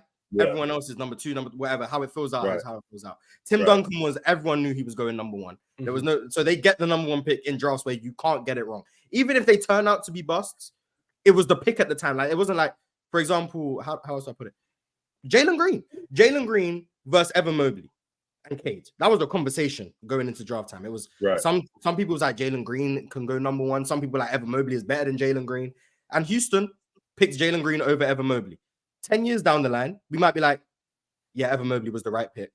and it was said at the time there were draft experts who were saying Evan Mobley should go number 2, and Houston opted with Jalen Green. That's the situation where they drafted wrong. Tim Duncan going number 1, even if he was a bust, it was like everyone was like, it was a unanimous decision. He was the number 1 guy. He just didn't pan out. That's not the Spurs doing the job wrong. They had the clear-cut number 1 pick. He just didn't pan out. And in their case, it did pan out. But like, I can't give you credit for taking the guy who everyone has going number 1. Like, if they took Scoot Henderson over Wemby, then yeah. everyone's getting fired. Like that's No. how. Yeah. But how are they the luckiest franchise though?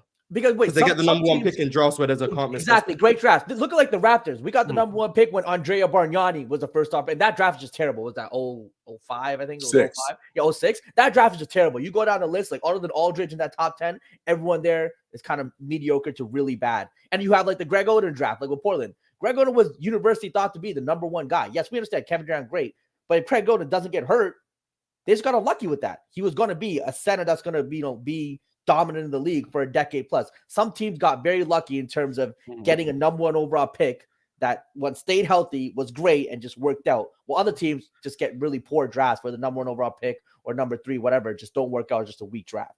So I think that's why they're really in the lucky part. Okay. Yeah. But they still do draft well. I mean, like Manu Ginobili, 2nd round pick, Tony Parker, 2nd round pick, Kawhi, they traded from the Pacers, I believe, for George Hill or whatever. So that's I'm not gonna say that's lucky. That's smart drafting. But in terms of the number 1 picks they got, I can't give you credit for taking the prospect that everyone knew was the number 1 pick. You don't get credit. Tony Parker was the 1st round pick, actually. Oh, was he? Yeah, Tony Parker. Yeah, he was the last pick in the first round. First round pick? Like, okay, cool. Yeah, he was the last pick in the first. No, he was the last pick in the first round. But like, I don't give the Cavs credit for drafting LeBron James. Like, facts. You just got lucky. And you do need to like Orlando drafting Shaq. Like, wow, you really got it right. We I give the blame to the Pistons for drafting Darko Milicic over Carmelo. Like, that's a bad decision. Because from what I know, Darko Milicic wasn't projected to go number 2 until when? I don't think he was projected to be a top 2 pick. Detroit just took him. Like that's bad drafting. If they took Carmelo, who was, I'm pretty sure, projected to be the number 2 guy, I'm not gonna be like, oh, that's a great pick right there. You did no. If these guys are clearly projected to go in the spot and you take them at that spot, right, you don't get credit for good drafting. Like that's well done. You did your job. Gotcha. Now, if you find a diamond in the rough, then yeah. Wawa to a top 5. Wemby far better than Sabonis. Come on, man. If you say Anthony Rosario. Y'all saw Shannon's self-report about Kai and Luka? What do you say? That Kyrie Irving. Sure. Yeah, he said Kyrie Irving isn't a post player. He doesn't have any post moves. He's 6 foot tall. You can't go to him on a post. When in reality, Shannon Sharp. Which in reality, these are the people you want to see them on TV because it's not because they know basketball, it's because they're media personalities. I mean, you're not if you're going to them and expecting them to make sense, that's on you. Right. That's kind of a wild take. If anybody, I heard Stephen A. Smith say Jokic doesn't have a dominant post game. Like, these guys aren't here for basketball knowledge. You're not watching them for basketball knowledge. So when they make dumb takes, laugh. Like, that's clearly what you're watching them for. Like, he doesn't know what he's talking about. Shout out to him though. Hey, if you're getting paid $10 million a year for dumb takes, I'm not mad at it. Like, shout out to him. Hey, I make dumb takes. No for $10 million, Mars, you're gonna say, are you willing to say Jokic has no post game? Damn right. Yeah, right. Damn right. Anything you want. Talk about it. Yeah, that's yeah, Mars got it. Claire hating, she don't want to see a man ball out. Few spades. I noticed Lil Ox Bob ain't there today to defend his boy Sabonis getting humiliated by Bam once again. Stop comparing those two because it's a clear gap. I think it's a gap. I do. I think it's a gap between Sabonis and Bam. I don't think it's a huge gap, but I think that Bam is better. I do. I think it's very close. Yeah, like I said, it's just very close. If we're ranking Bam at 4, definitely at 5. Yeah, but there's a gap between 4 and 5. It's, in my opinion, there's a gap between 3 and 4. There's a gap between AD and Bam, even though it's 3 and 4. Of course, yeah. I think that's more noticeable. Yeah, so that's well. I mean, Sabonis ain't top 5, but same thing. Yeah. Mars, you were saying, do you still? I don't know if you talked about it on the panel. Are you still of the belief that there's a gap between Jokic and the second best player in the league? Yes. Similar to LeBron James? Not as big. No. Not as There's big. there's definitely a gap between Joker and Giannis, though. Oh wait, Yes. look, yo, I'm Luka. trying to tell y'all, Luka's on the Yeah, way. Luka. Luka's on and the Jokic way, are real bro. close. Like I'm that not gonna gap lie. is man. I'm I not don't know this gap. people like Embiid because he got hurt. We're not talking about him as much. Yeah, man, yeah. Those guys right there, Jokic, Giannis, Embiid, and Luka, in my opinion, are clearly the 4 best players in the world. Easily. Mm-hmm. I have a hard time putting anyone else in there with them. I still think Steph Curry's probably top 5. If he's not, him, Kawhi. Chitchat lagging? Chitchat He is froze. frozen. Yeah, he froze. Chitchat froze. I still think so. Like Steph, Kawhi, KD, SGA, AD. I still think Jimmy Butler is a very good player, but I know you guys need to see the playoffs for you to think he's very good. Consistency. So, but for me, Jimmy Butler's still in that top 15. Jason Tatum, like those guys, but none of but none of them have like a case to be in the top 4, in my opinion. The only one who has like this Wi-Fi, yo.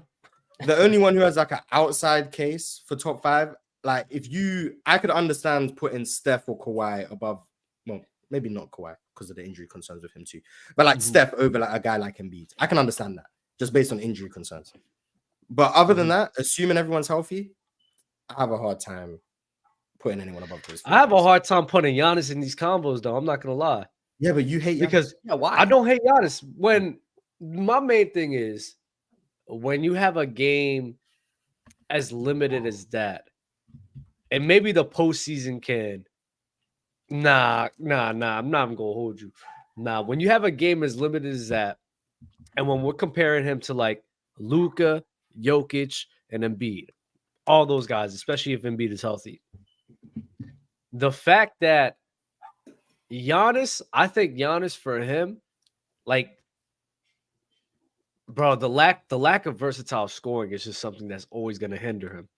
I think we overrate though the need for versatile. So when did LeBron become the best player in the world, Dub? LeBron wasn't the best till like Miami Heat days. That's a lie. I'm asking Dub. So his first year in Miami or when? I think that there were still conversations between Kobe and him. I think I'll give it to Kobe in 2011. Yeah, for me, in my head, I'll probably give it to Kobe. And then 2012, I guess I'll favor LeBron a bit then. Yeah, this is crazy. 2012 LeBron. Versatile scorer. Versus, it was a bit overrated, but was that the year Kobe got hurt? 2011, he was hurt. That's what but you know how I feel about that. Yeah, but 2012 he was better than 2011. Then Kobe. 2012 was the year when they were fighting for the playoffs, or no? 2013. That was 2013. I'll still give it to Kobe then. In 2013. This is crazy. This is actually crazy. There's no way Kobe better. So no way. I just want to make sure I'm understanding. So until Kobe tore his Achilles, you're saying I thought there was still a conversation between those two. There's no way you believe that. But who was better? Who wins the conversation? Who wins the conversation? For 2012, I'll edge it out to LeBron. Okay. Because I think his defense. I think his defense was that good. You said what? So 2012 onwards, LeBron was better. Yeah. Okay. So Giannis's defense can't put him above Luka. Yeah, but Giannis's defense to me isn't as valuable as everyone else. Like I don't value it the same as everyone else. Mainly because LeBron's defense. LeBron is clearly a better defender for me. I think he's way more versatile. I think he covers a lot of ground. Giannis covers a lot of ground as well. But I do think him and his ability to guard on ball is something that Giannis isn't able to replicate. So for me, LeBron is a better defender, actually. And the offense. I think LeBron was a far better offensive player than Giannis Antetokounmpo as well. The whole scoring versatility thing, though, Giannis is so dominant on the inside and gets his points. Why does it matter that he can't shoot a mid-range or three? And I know everyone's mentioned, the playoffs are going to box game plans against. That's what I think it can. I do think the same way Shaq was game plan against. You're just going to throw two by. The game is different. I understand. And I'm not coming at you, but I hate the Shaq comparison. Because the game was just so different. The game was inside out at that time. And Shaq would not park himself, but Shaq would be on the low block. So he could draw doubles from the low block, play make out of it. Giannis is attacking from the outside in. That's why it's easier to game plan against someone who's trying to get downhill than someone who's already positioned 10 feet away from the rim. And you get them the ball. That's it doesn't compare. If Shaq was out there at the top of the key, hezzy tween, trying to get downhill, yeah, they're gonna build a wall on Shaq and he's probably gonna struggle. But because Shaq is parking himself 8 feet from the rim, and then he's doing his little over-the-shoulder, one-legged little turnaround jumper, or he's drop stepping, or he's doing whatever he needs to do to score, it doesn't compare to what Giannis is doing. Giannis compares more to early like Cavaliers LeBron, which is why I asked Dub when did he think LeBron was the best player in the world, because Giannis, in terms of how he's attacking, is similar to how LeBron was attacking. And I wanted to know. And I think you can still win with that game style. You can still win with that, even with his deficiencies. You can win with a lot. You can win with a lot of people's game styles. I understand that. So I don't think you can't win with Giannis, but I'm putting him in the echelon of Joel Embiid, Luka, and Jokic. And I think their game, like you have Jokic and Luka, who are just, to me, I get that, bro. To me, they're in tiers of offensive player that's just transcendent to me. Like it's all-time offense that those guys are bringing you, and you could do so much with that. And then you had Joel Embiid, who was he was cooking as well, because his offense was crazy. All-time scoring that he's having, and he was having the ability to be a better passer and playmaker for his guys, right? Along with the defense that he can provide as well. So in my head, I'm like, nah, bro. Like when I'm looking at all of these four guys, and I'm thinking in my head, like, yo, who am I picking between all of these guys? Don't worry about it. Chill. It's cool. I'm like, who am I going to think about it? Around all these four guys. The way I think about it is, who's going to be the easiest person to build around? And I think building around Giannis is something that's extremely difficult compared to building around guys like Luka, Jokic. Right now, shoot, if Embiid was healthy, well, I'm not gonna lie, Mars, it will probably be Embiid. Yeah, but you're building around his health. Yeah, so it's probably gonna be Luka or Jokic. I don't know which one yet. I'm assuming you'd probably go with Luka because I'll favor him. His defense. I'll favor Luka because I think it's a bit more easier to hide. But then I also think about how much of a demigod build Jokic is, and the fact that he's able to create so many more passing lanes because he's the big drawing the opposing big out of the paint to clear up the lane. So I also think about that as well. So it's tough between those two. I'm debating. So they're the two best players in the world. To me, it's Luka, Jokic. They're the two. I don't think Giannis has a conversation to be over those guys. I think Giannis is third. Obviously, Embiid, if he was healthy, be a concert, but Giannis is third. Giannis is third. I got Giannis too, but Luka's so good. Like, I'm gonna be honest, after Jokic, as long as the top four is Jokic, Luka, Embiid, and Giannis, after Jokic, I don't care about the order. I have a hard time with Giannis at 4 because Embiid's health is just so concerning. But if you say everyone healthy, and you say everyone healthy, I think Giannis is the 4th best player in the world. I probably would disagree, but I could hear the conversation. If you say everyone healthy, Luka's the 4th best player in the world, I could understand it. You say everyone healthy and Embiid's the 4th best, I can understand it. Now you say everyone healthy, Jokic is the 4th best. Okay. Wait, can you hear the conversation that Luka's the best though? Can you have that conversation?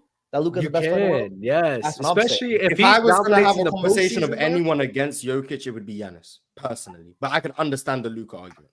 But I think Giannis, if we was doing ranges, let's say we were doing ranges, right? Mm-hmm. So Jokic's range would be 1 to 2, in my opinion. And then Giannis's range would be 1 to 4. Luka's range would be 1 to 4. And then Embiid's range would be 2 to 6 because of the health. Right. Like, that's how I would do it. And then Steph's range would be 4 to 7. Kawhi's range is 4 to 9. I don't know if I'm going past 6 on Curry, but okay, I'm listening to you. And then SGA's range is 5 to 11. 5. Yeah, I think you can argue 5. You can argue SGA as high as 5. In my opinion. You can argue after the 4.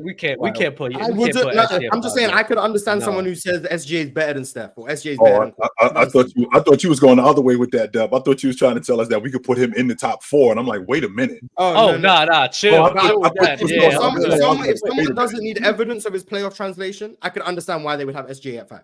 So when I say 5 to 11, I'm like, I can understand why someone would have him at 5. You can understand somebody having him over AD. I was gonna say AD got to be that 5 to 10 conversation though. AD got to be that 5 to 10 conversation though. I can't see a combo between Shea and AD.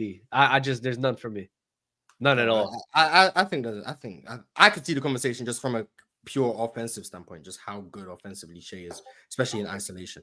Now, But I you've don't also agree with seen- it. I'm but you've- not sure. I don't think AD is worse than SGA, but I could understand it. It's the same way I don't think Steph is better than Embiid, but if someone says he is, I can understand it. That's why Steph's range is at 4. So that's where I'm at with it. I call SGA for me is probably in like the 7 to 9 range, probably. But I could understand someone who has him at 5. I can understand someone who has him outside the top 10 because they haven't seen it in the playoffs. And like AD's range is like 5 to like 9. Tatum's range is like 7 to like 12. Nah, not 5. Chill down. I don't see the case for Jason Tatum at 5, but some people might. So 6 to like 12. Devin Booker's range is like 9 to like 13. Jimmy Butler's range is like 11 to like 29. Like that's how I would view it. But I think Jokic has like the clearest claim to be number 1. And I don't think there's an argument for Jokic to be out the top 10. Hey, and I'm trying to tell y'all, man, and this is why I say we're robbed of Joel Embiid in his years and what he can be. Right. Because Embiid can't be the best player in the league if he's healthy. I think he has a very solid case of being better than everyone else in the league. Because when we look at him and we look at his game, we look at his offensive scoring, I'm not gonna lie, he's an all-time offensive scorer. That's who he is. He's just an all-time offensive weapon right there. A big that can do the things that he can do is insane. And the passing he's able to compound that with his offenses will put him on a great level as well, along with the defense where everyone in that top 4 we have, Mars. He's the It's second him and best Giannis. defender. Yes, He's the him second and best Giannis. defender. You are could the top argue he's defender. the best defender. Like Embiid is so good. Even if he is that good, Miles, when has he played at that level from 18? Remember when I think he finished 3rd in the league in Defensive Player of the Year. When has he played at that level since then? In the regular season, I don't think he's been at that level defensively. Doesn't that matter? I'm not saying it doesn't matter, because I'm thinking about a guy. Embiid this year was a fantastic defender this year. Maybe that's Nick Nurse, maybe, but you can see it with just how bad Philly's defense has been since he's been out. Like their defense is terrible. They fell apart. That's why I will not be surprised if they don't make the playoffs. You do not replace 35 and 11 and 6. Your best interior defender, your best interior post player, your best offensive player, your best defensive player. Everything Philadelphia does is predicated on Joel Embiid. Everything that they do, both offensively and defensively. He's their best rebounder. So how fast they play. He's their best rim protector. So what they do on the perimeter. He's their best interior defender. So again, what they do on the perimeter. Same thing offensively. He plays in the mid-post. He plays on the block. They run their entire offense through him. Everything that they get runs off of him. That's crazy. You can't replace that. You can't just replace that with, we're going to do this by committee. No. When that goes out of the lineup, we got to switch up everything we're doing. I wouldn't be surprised if Philly didn't make the playoffs this year, because I'm 100% confident they're going to be in the play-in tournament. 7 of their next 10 games that they play are against playoff teams, and they're only a game and a half out the 8th spot. I would not be surprised if Philly didn't make the playoffs. Hey, Mars, and to add on to the point of Joel Embiid being the best, like that's crazy to me. Like, you know how we hear all the times about the narrative like Luka, right? You take Luka off the Mavericks, they're not a playoff team. If we take Jokic off the Nuggets, they're not a playoff team.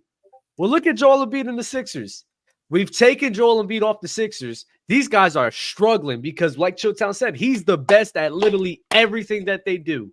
Everything. And without him, I agree with you, Chill. They're probably not going to make the playoffs. That's a bottom of the barrel team. Yeah, the issue with Embiid is going to be health. Like, that's what it is. Go ahead, Dobber. What's your problem? It shouldn't be that. One, I don't believe that team. I mean, I know what it looks like now, and maybe the reality is they're that bad, but I don't think the team should be that bad without Embiid. I understand it's a drop off. I understand it's a level of they don't have Embiid, so the team is not going to be as good. I don't think you do. I don't. But I don't. Keep going, Damo. I'm just saying. I'm just saying. I don't think that this should be a team that is 130% predicated on if Embiid's not there with the Pistons. That's crazy to me. Like, that's insane work. They should be able to at least, and that's what I'm hoping they maintain. I hope they maintain for the sake of all the hype Reese was getting this year, because it's really an indictment on Tyrese Maxey, because they plummet out.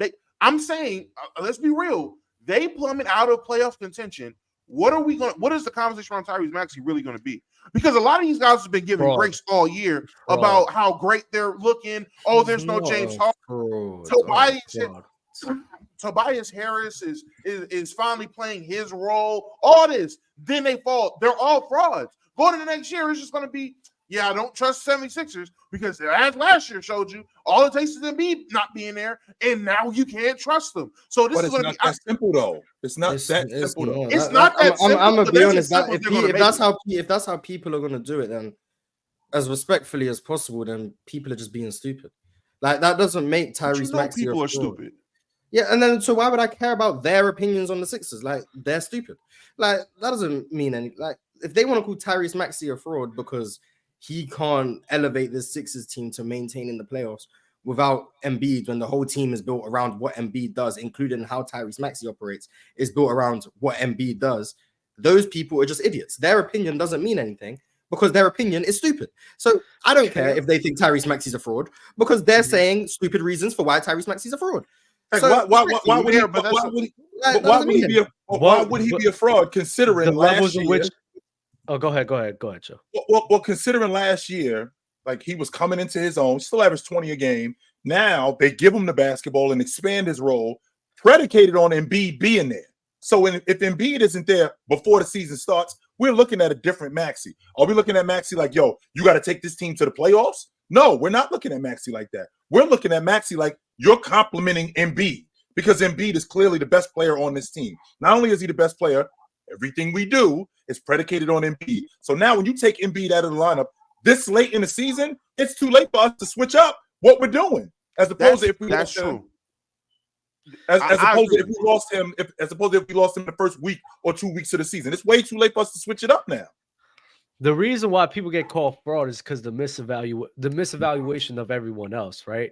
And the levels in which people were going to on propping Tyrese Maxey up, where it's like those levels are uncalled for. You feel me? So, and the fact that the levels in which they were trying to prop him up to, what levels were those, dog? When you say those, bro, levels, I heard. what kind of logic? I remember somebody asked like, "Yo, can Maxey be like a top 10 player or like top 15 player?"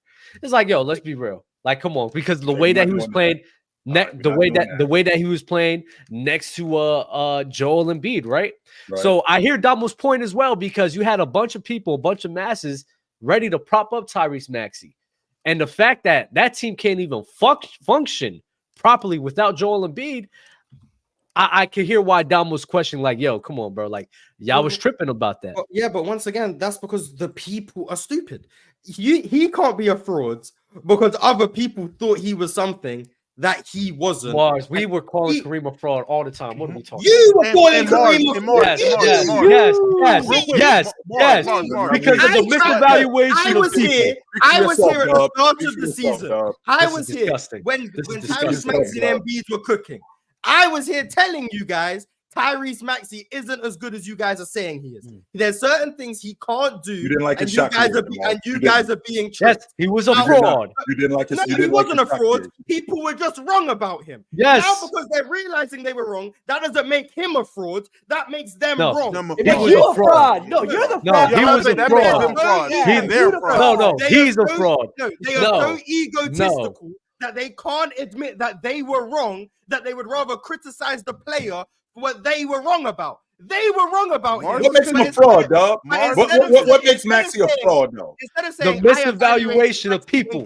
No, instead of saying, oh, maybe I misevaluated Tyrese Maxey and what he did. This guy's disgusting. No, Tyrese Maxey is a fraud. He's the problem. It's not me. He's the problem. I didn't misrepresent him. He's just a fraud, and he's wrong for proving me wrong. No, you were just incorrect. So no one's a fraud. So no one's a fraud. A fraud is someone who tells you they are something that they aren't. Which Maxey didn't do. Maxey did not tell us. He did not do that. A fraud is when Jimmy Butler says, yeah, we're going to win the next game. Then they lose. We're going to win the next game. Then we lose. Oh, we're going to win the next game. And then we lose. And then he loses the series and be like, oh, we're going to win next year. And then they lose. He's the one telling you what's going to happen. And then it doesn't happen. He's the one trying to trick you guys. That's why you saying that. Dog, why No, you saying that? no, That's why. no, I'm no. telling you, wait a I minute. hate dog, I'm y'all telling you, so I much. don't understand what the problem is with Because that logic, I- dog. You I can't am be a fraud telling if you your something. There's perception of no something- way. Y'all I'm not gonna telling you tell something. me. Y'all not gonna tell me something on what a trend is meant to be. When I started the trend, you know how stupid that sounds? Misuse the word I fraud. started the fraud trend. You It's misuse- about the wrongful deception intent. It's the wrongful deception of people. Okay, The wrongful deception of anything. lying. Anything. No, there's no And wrongful people were deception. deceiving. People were deceiving other people wrongful with these lying, you get BS wrongful narratives. lying. With these No, BS no. Who narratives. was deceiving? Who was The deceiving? people are People. fraud. Kareem is a fraud because of the people.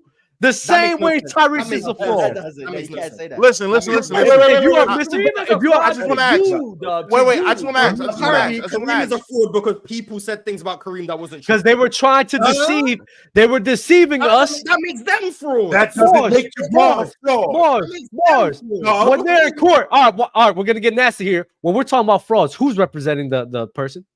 Lawyer. What do you mean, the lawyer? Okay, So Kareem Okay. fans are frauds? Kareem fans are frauds, not Kareem. That's a fans. bad example, dog. so is the 'cause- lawyer a fraud? I mean, No, that's a bad What? example. I don't understand Mars. that point. I don't get it. Okay, right, Is the right, lawyer Mars. fraud? That's a bad example The because it's law- not. what It's does the lawyer have to do with this? nothing. He The has nothing to lawyer's do the with it. what? The lawyer's lawyer's the the one person- making. The lawyer's the Your one job- defending your the job- case or making right. the case for the fraud. No, wrong. He's not.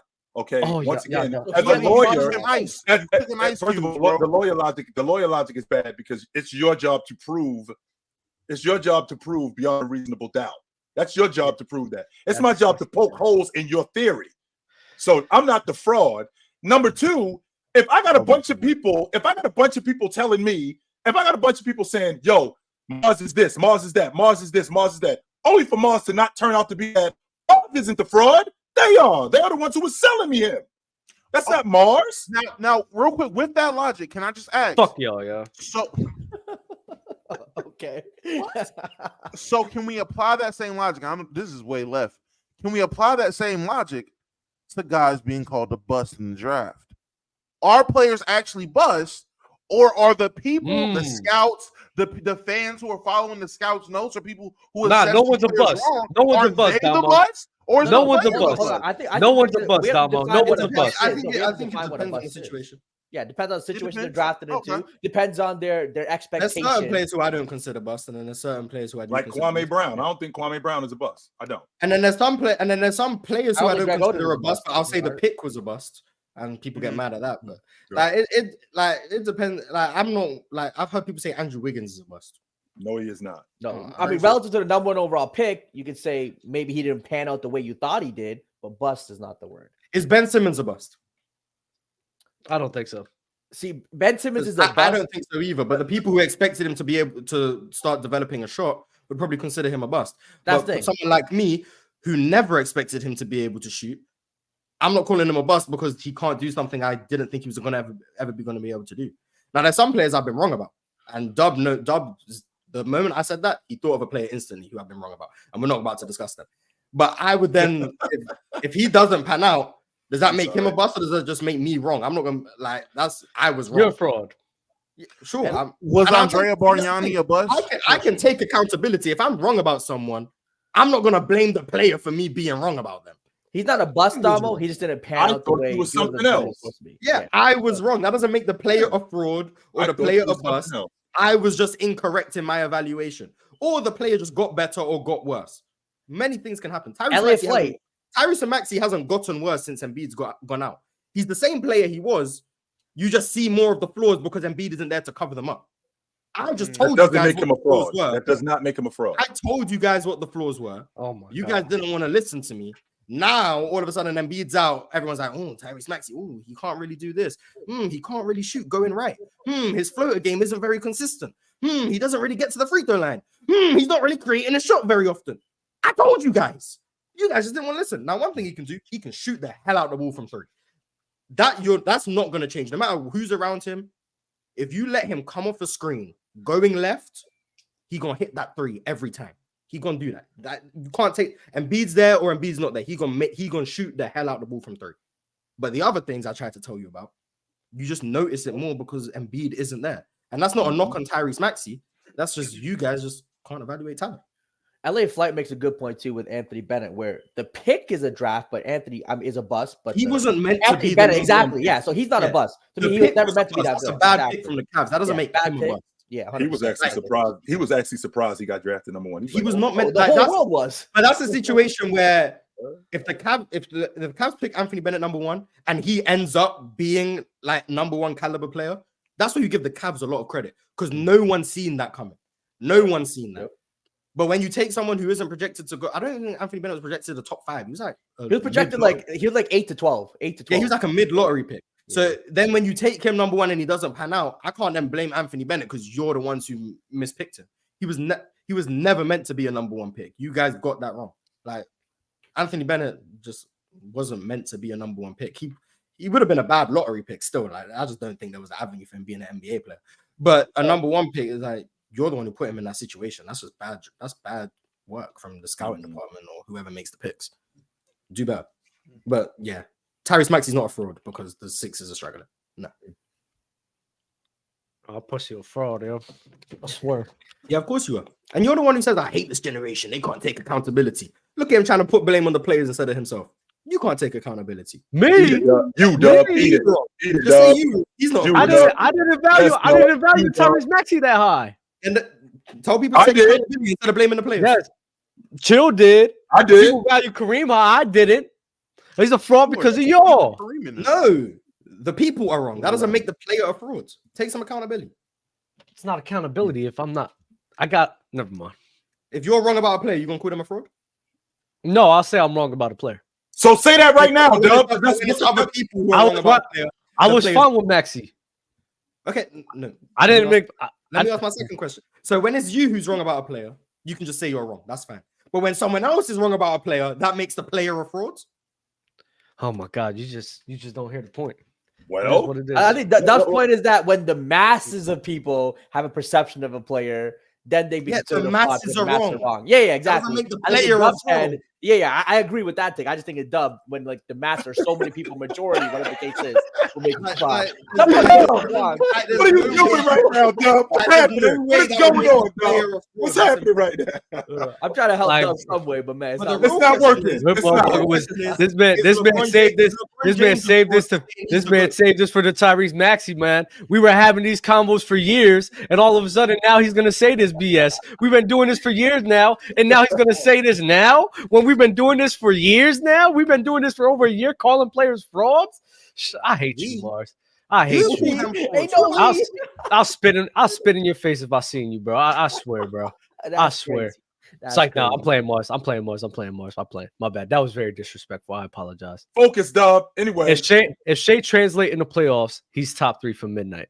You guys agreeing with this? In no world is he top 3. There might be an ounce of bias in that super chat. Yeah, there might be no world. There's no world where he's top 3 in today's league right now. There's no world. Zero. I think he's going to be top 3 next year. You're crazy. Yeah, Jokic still exists. Luka still exists. Joel Embiid will be back. Giannis still exists. And even Anthony Davis is better than Shea. I don't even care. Like Anthony Davis is better than Shea. Wemby's going to be better. Top 3 next year. This is crazy. Yeah, I'm not sure. Based on what, Damo? The way he's improving, what are you basing that on? Developing rapidly, like Shea. It's September. Mm-hmm. We're going into the season. Training camp opens in a week, and we're projecting Shea Gilgeous-Alexander is a top 3 player for you next season because Aura. Shut your mouth. Let me ask you this though. Because Jalen Brunson. Let's say if Jalen Brunson goes on a crazy tear, right? Because Jalen Brunson had a postseason of cooking great defenses. If he has another great postseason, how are we talking about Jalen Brunson? Who's we? The people, us. Me, top 20 player. So you're not going to put him. So let's say Trae Young, for example. Trae Young, for example, right? You do not want to go down this road again. You don't want to go down this rabbit hole because again, let's say Jalen Brunson. Let's say Jalen Brunson has a great playoff run, right? He has a great playoff run, and he's awesome. And then the people project him to be a top 10 player. The next year, he bombs out in the playoffs. Is he a fraud? What are you talking about? I'm moving on from the fraud nonsense, bro. Wait, I'm not even talking about the fraud. No. Look, Listen, the thing with the playoff performance thing, everyone in that look. I was talking about Trae Young. I was talking about Trae Young here, Trae Young's right? not jumping in the top 5 if he has a great playoff. But Trae Young's not gonna be in the playoffs, so like. But So would he be over Trae Young because of the playoff translation? Would he be over Trae Young? Because this is bad. Because he plays like he did last year. Yeah, so because he had the Utah Jazz series where he was great in, and the postseason on the Mavs. Then he went to the Knicks, got on his own team, played well on both years, and had the postseason translation of cooking not just regular defense, elite defensive, the Cavs and the Miami Heat defense. So if he goes in the postseason now, especially with the tear he's been on, there are people arguing about him being. That he should have been. We all agree that he should have been the starter for the All-Star game this year. So he's playing at this level this season. No, he shouldn't have done. Huh? He shouldn't have been. The fans failed him. We already got to the bottom of that. Okay, yeah. The fans were wrong. The fans were frauds. Okay, we got the fans were frauds. The fans were frauds. The fans were frauds. They voted for Damian Lillard. Jalen Brunson, though, having this consecutive years of playing at this level with postseason translation, I'm not gonna lie. Doesn't this put him over Trae Young? I think we just all understand Trae. Even if it does put him over Trae Young, that's still what? He's still a top 20 player, like I said. Yeah, Trae Young's not top 20. Yeah, I'm just asking the question. So I mean, yeah, I can agree. If I want to agree with that for the sake of the argument, he's still right where I said him, top 20. No, that's fine. I just asked for Trae Young. But I mean, yeah, I mean, if he plays how he did last year in the postseason, I'd have the conversation. I don't know. Like, it's hard for me to project. Wait, if Celtics win the championship, where are you guys putting Tatum then? How much? This man got his glasses off. What you about to say? How much value are we putting necessarily on? Hold on, how much value are you putting on playoff performances? When in that top 10, hold on, what in that top 10? 8 out of the 10 players or 9 out of 10 players all have elite playoff performances. Think about it will depend. Like, there's many things. It depends on how they play. It depends on the defense. You heard him, dog. You heard him. It depends on the situation. It depends on what's around them. Oh my god! Like, if you're on the most spaced roster of all time, it's not gonna be what the same. Guess what? Yeah. Oh, you're more efficient.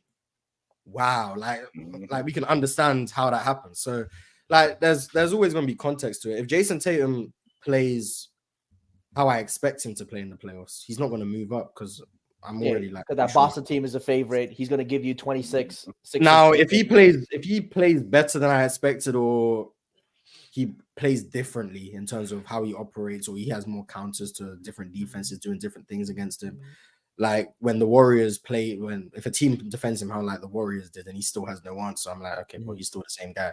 But now if he has different counters, or he's able to finish up through contact better, or he's able to play in the mid post and high post more, which he has been doing this year. So I mean, growth.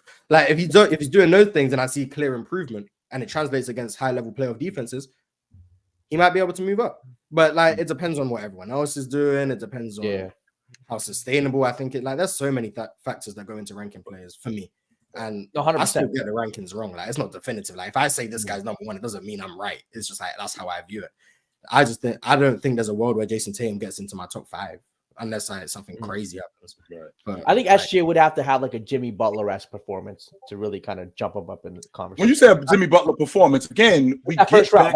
Logic. Okay, right. Because we kind of overrate Jimmy in the aspect that Jimmy played like that the whole playoffs. No, he didn't. He did not. He was good after that first round, but he didn't play like that the whole playoffs. I already think that Jason Tatum is a top 5 player in the game. If they win the NBA championship, I don't think that that's going to change for me. I don't ever think that he'll be considering where we are now. Now, if you want to move forward, because he'll be 26 next month. Now, if you move forward and you move down the line, could he ever be the best player in the game? Currently, no, because I don't think he'll ever be better than Luka. Not Luka. I'm sorry, Joker. I don't think he could be better than Giannis. I don't think that that's the case. However, I think that this bolsters his case if they end up going deep into the playoffs and he ends up winning the NBA championship, because his game translates into the postseason. Considering what he had done in the past and he got better, I think this absolutely bolsters his case for him to be higher in terms of ranking players. So when we get to next season if they end up winning the NBA championship. To Damo's point, SGA will be a top 3 player. There's no way that you could keep Jason Tatum out of the top 5. There's no way. So what if they win and he doesn't play great? I don't see a world where they win it and he doesn't play great. I can't see that. If Cho is right and the future of the NBA is 6'10" and taller, do-it-all players, can a guard even become a top 3 player in the NBA? Bigs usually are more impactful, so a guard being top 3 would be difficult. When you say guard, you talking about Steph Curry size guards or Luka Doncic? Because I think the guard sounds position like, is already growing. I think he's talking about like 6'3". Guys who are 6'4" and under. Let's say 6'4" and under, or 6'5" and under. 6'4" and The under. way this might be a hot take. The way if this is how the NBA is going, which I think it is, in order for you to be top 3 at that size, I think the rules have to change in the NBA. Like, I don't think as presently constructed. If the league is going this way, I don't think you could be a top 3 player with the rules as presently constructed. I think the rules would have to change mightily. And when I say rules change, I don't mean like defensive 3 seconds or handshake. No. I don't mean those things. I mean you would have to add a 4-point line. That's how drastic I think the rules would have to change. You add a 4-point line and you have a 6'3" guard who is shooting a 4-pointer as well as Steph Curry shoots 3s. Right. He can be a top 3 player in the league just because of how valuable a 4-pointer would be compared to 2s. Like we already know a 3 is worth 50% more than a 2. A 4-pointer is worth 100% more than a 2. So if you can shoot 38, 40% from 4, then you could be a top 3 player in the league. That's how drastic I think the league would have to change for a small guy to be top 3. Where would Dwayne Wade peak Dwayne Wade be ranked in this league? Peak Dwayne Wade in this league. D Wade was 6'4". D Wade was at 6'4". 6'4". He's like 6'4". I don't think D Wade would be top 3 in today's league. I mean, that's fair. I don't think he would. I don't think. And he that's would and D Wade at his time in his peak, top 3 player in the world.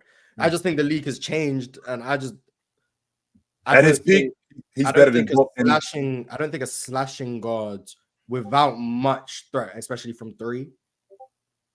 Is 6'6" considered a small guard? What if you just throw it like? I think it will be. I'm gonna say it will be. Yeah, will it be?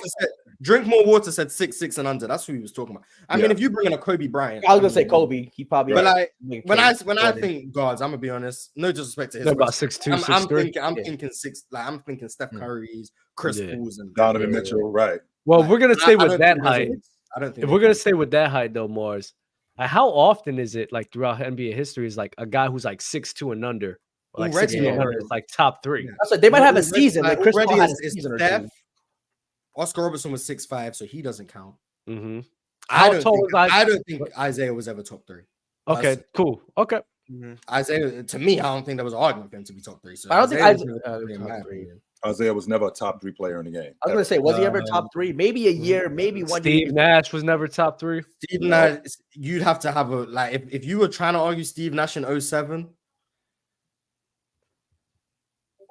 Good luck, Chris Paul. Yeah. Chris Paul had a couple seasons. He had a back-to-back league MVP. Chris Paul was possibly top 3. If you want to say like 2011, like it was LeBron, Dwight, and Chris Paul. I think for like LeBron, KD, Chris Paul, like those players when it was those guys when Dwight was kind of dealing with his injuries and Kobe had regressed. You can make the Chris Paul argument. So it's really him. That's like 2. That's like 2. Jerry West was like 6'5". No, he wasn't that big. He was 6'4". 6'4". D Wade was at 6'4". So somebody said Russ was top 3 for them in 2017. I don't think that's true. I mean, Russ wasn't top 3 to me because never to my life existed. I'm gonna say there were still players I think were better, but I mean he was a top player. He just wasn't top 3. I think that's already a hard thing in terms of history. That history showing us is already a hard feat. I just don't think it's impossible. I don't think the rules need to change. I don't think to that degree, Mars. I just think it's going to take what's deemed an anomaly, something we haven't seen, or something super unlikely. You're going to have to get you a 6'3". Going forward, if the league is getting 6'8" to 6'10" and better, and everyone's mobile and switching, it's going to take a 6'3" guard with Ja athleticism and Luka offensive value, Steph shooting, and not even Steph shooting. I won't even say Steph shooting. But to be able to shoot, like you don't gotta be step shooting. But Luka's offensive value comes from being 6, like not all of it, but a lot of it comes from his size. If Luka's 6'3", a lot of it has to do with because if Luka has the athlete, the athlete that he is, if he was 6'2", 6'3", no, it would not translate. The fact he's 6'7", 6'8". But that's why I said a jaw-like athlete. A jaw-like athlete at that size with the production level of Luka. If you have that kind of athleticism, we've seen it with super athletic guards at 6'3", 6'4". You could be dominant if you're playing above the rim. Now, your longevity is your longevity. I don't know what it's going to be. I'm not even assessing injuries. I'm just talking about what it would take for a year, for in one season, a guy that's 6'3" to be a top 3 player in a land full of giants. You have to defy all the odds against the Giants. It's not something easy that can be done. And you're meeting a guy like Wemby at the rim, like. Okay, I don't think it's going to be a bunch of respect. Even like, Ja. I mean, you see what Ja did to Wemby at the rim? The time they played, Ja had something for Wemby at the rim. Rookie Wemby. Now imagine the league has like 8 variants of like Wemby will be the top of it, but imagine the league has like 8 variants of Wemby. That's like, what's going through the whole league and you're guard, like, I feel it. Yes. It has to be predicated on shooting. With the way the league's going, these small guards, you're not gonna dominate as a small slasher. Imagine not.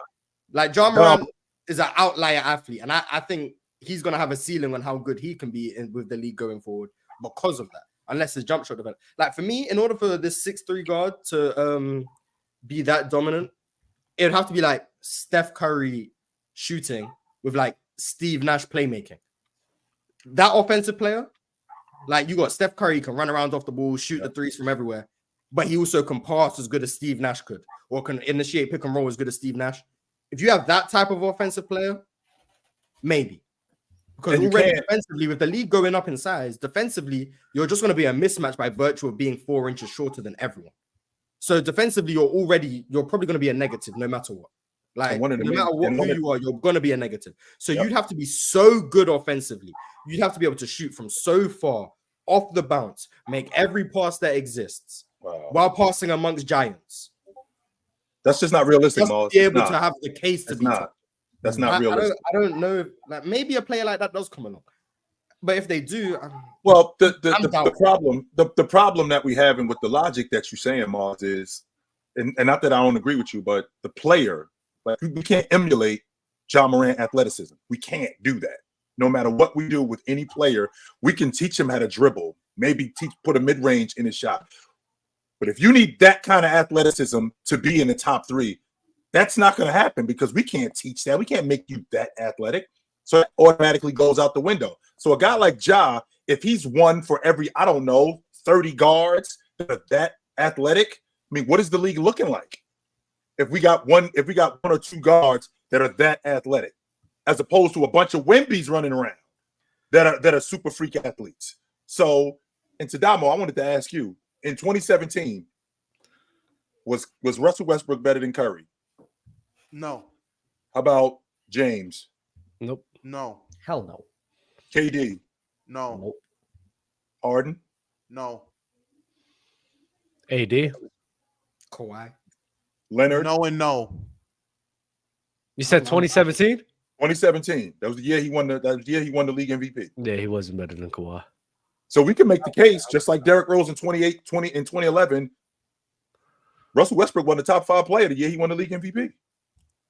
That's fair. Another reason why MVPs don't mean nothing. A little bit of revisionist history issue, because I wonder at that time. Hold on, but I just want to say at that time, the Russ and Steph Curry debates were going crazy. Yeah, they were 100%. He was definitely because people. That's because people just love their little. And you know what, Mars? I was part of it because I wanted you hate to hate Steph Curry. So I hated on Curry. Yeah, like, anyone who understands. That's when I took rebounds seriously, but then I was like, you know what? That's not enough to move. That's when I realized, like, you know what? That's not enough to move the needle. We're gonna be real here. Why am I comparing rebounds with guards and Steph and Curry? Like, let's be honest. Like, it doesn't mean nothing. It really doesn't. Like, y'all not going to tell me like Luke, this version of Luke is better than Pete Curry because of rebounds. There's no way. We're not going to ignore the fact that you're able to get rebound, able to get your team extra possessions. We're not ignoring that fact. I'm ignoring 100% effort. Don't go down this rabbit hole. How many offensive rebounds Luka grabbed? This is a rabbit hole. You don't want to go down. One a game. Not one extra possession a game. Whatever it is. It might be one a game. Hold on, defensive rebounding is important too. You don't give the opponent. Hold on, defensive rebounding is important too. You don't give the opponent. Hey, we're not going down contested rebound rabbit hole. We're not doing it. I'm just saying. Yo. Look, the fact that Russell Westbrook got that many rebounds is still impressive. That's a lot of effort you have to put out there. Oh, I think Russ is a great rebounder. I'm not even going to Russ is a great rebounder, but he was a great rebounder when he was averaging 7 rebounds. No, for sure. He's always been him getting 3 more wide open rebounds didn't make him a better rebounder. In my humble shout out Steven Adams for leaving those rebounds. Him leaving people wide open and not contesting jumpers to go get rebounds doesn't make him a better rebounder to me. What he was doing was crazy. Him being one of the guards from the free throws, boxing out, well, not boxing out, letting Steven Adams box out, him collecting rebounds off missed free throws doesn't make him a better rebounder to me personally. Like, you could just go look at the guards with the least amount of contested shots. Russell Westbrook was at the top of the league every single year. He was averaging a triple-double because he wouldn't contest shots on the outside because he was going to get rebounds. Does that make him a better rebounder, or is he just not playing defense so he can get rebounds? He's chasing, not playing defense. Yeah. And I'm not saying he never played defense. I'm just saying you can go look at it, and also you can go watch him play. They'd put him either on a weak shooter or he would just leave people wide open to go get rebounds. And attack. That's what he would do. Like, that doesn't make you a better rebounder in my estimation. If he's not the best rebounding guard, he's number 2 to me, him and Jason Kidd.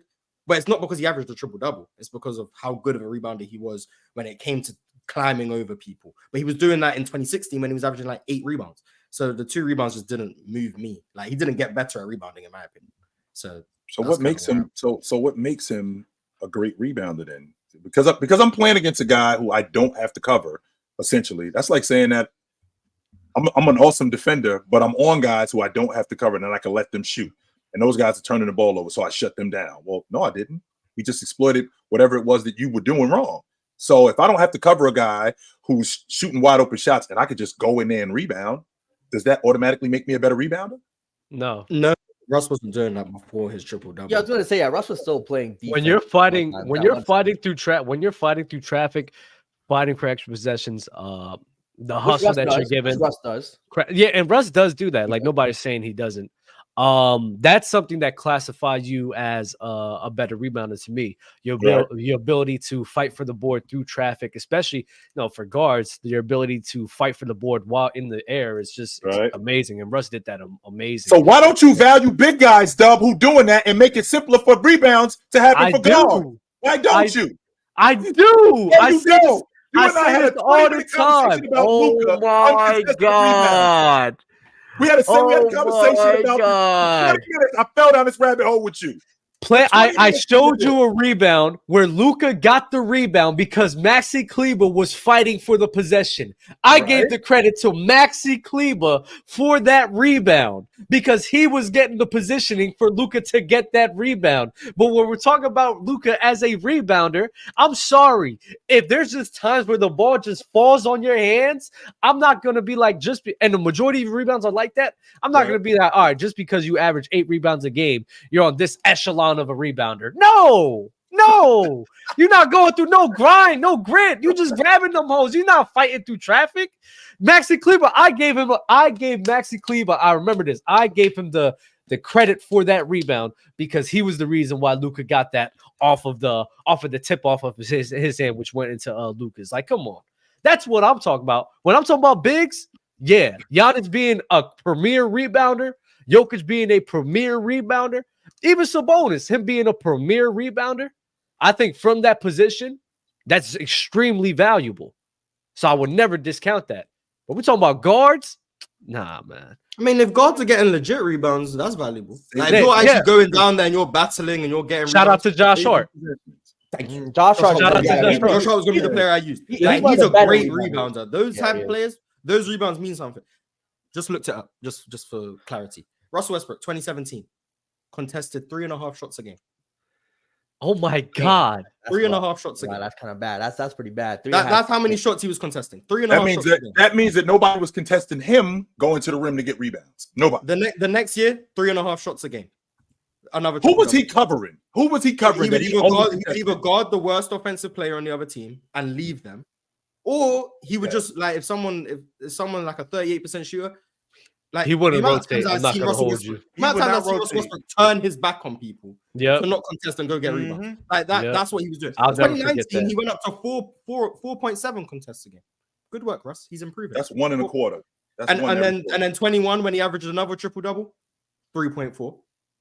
So What about the Yeah, years he wasn't having the triple double? What, 2015. Look at 2015 or 2016. unfortunately, they don't have the stats for 2016. Uh, So I can only go off Oh. eye test. But I'm adamant he was contesting more shots than 3. yeah, I want to say like 2012, 13, 14. I have no stats to back that up. What was it? What was it for the year that he was on the Lakers? Just curiosity. 3.5 shots a game. That was less minutes though. He played a lot less minutes. He said that. This year he's playing substantially less minutes, and he's averaging 2.1. So he's this year. trying a little more. I don't know how like Russell Westbrook, like even now, like he doesn't. Yeah, that's what I'm saying. What is Luka's uncontested rebound percentage? Oh, I remember. I'll find it again, but I remember telling you guys that of all the guys averaging like 8+ rebounds, the bottom 2 in rebounding, like contested rebounds, was Jokic and Tatum. Not Jokic, Luka and Tatum. But let me find I'm about to say Jokic. That's crazy if it was him. That's Jokic getting uncontested rebounds as well. Yeah, fast. Yeah, let me find it. Hold on. Got you. Aaron Gordon doing work. Fast. Aaron Boxing Gordon, everyone out. Aaron Gordon and PJ are boxing out, boy. What? Yo, how you feel about the Knicks versus Pistons no call from Cultured Saunders? Terrible. That was a tough no call. Tough no call. Criminal. Oh, hold on. The Pistons also should have got that rebound. They had every opportunity to That win is that true. game. They should have grabbed the rebound. But Asar Thompson got the steal, man. We're not doing this. Asar Thompson got the steal. Facts. And they- I hope It y'all see was a what they foul. It doing. was a foul. I hope y'all see It was now a how they blatant doing foul. in Detroit, man. This Blatant has been foul. going on all I don't like season. Monty Williams acting like he cares when he's just trying to lose his job. Yes, he That's does. a fact. He does care though. No, he's a fraud. He He's does trying to care, lose his though. job. Now he's acting like, This is his oh, fault. we're not winning because the refs have been 100%. cheating us all year. This No, is they're his not fault. winning because you're a terrorist. Chitchat. That's why they're not winning. Chitchat, No. this is his fault. They're in this situation because of him. I'm blaming him. All the hate I had for Darvin Ham, I'm putting on Monty Williams now. It's on him. Why? It's on him. Just simply because of the simple fact, at the beginning of the season, I called it. I said, yo, there's something going on. It's something fishy. Why are we not starting Jaden Ivey?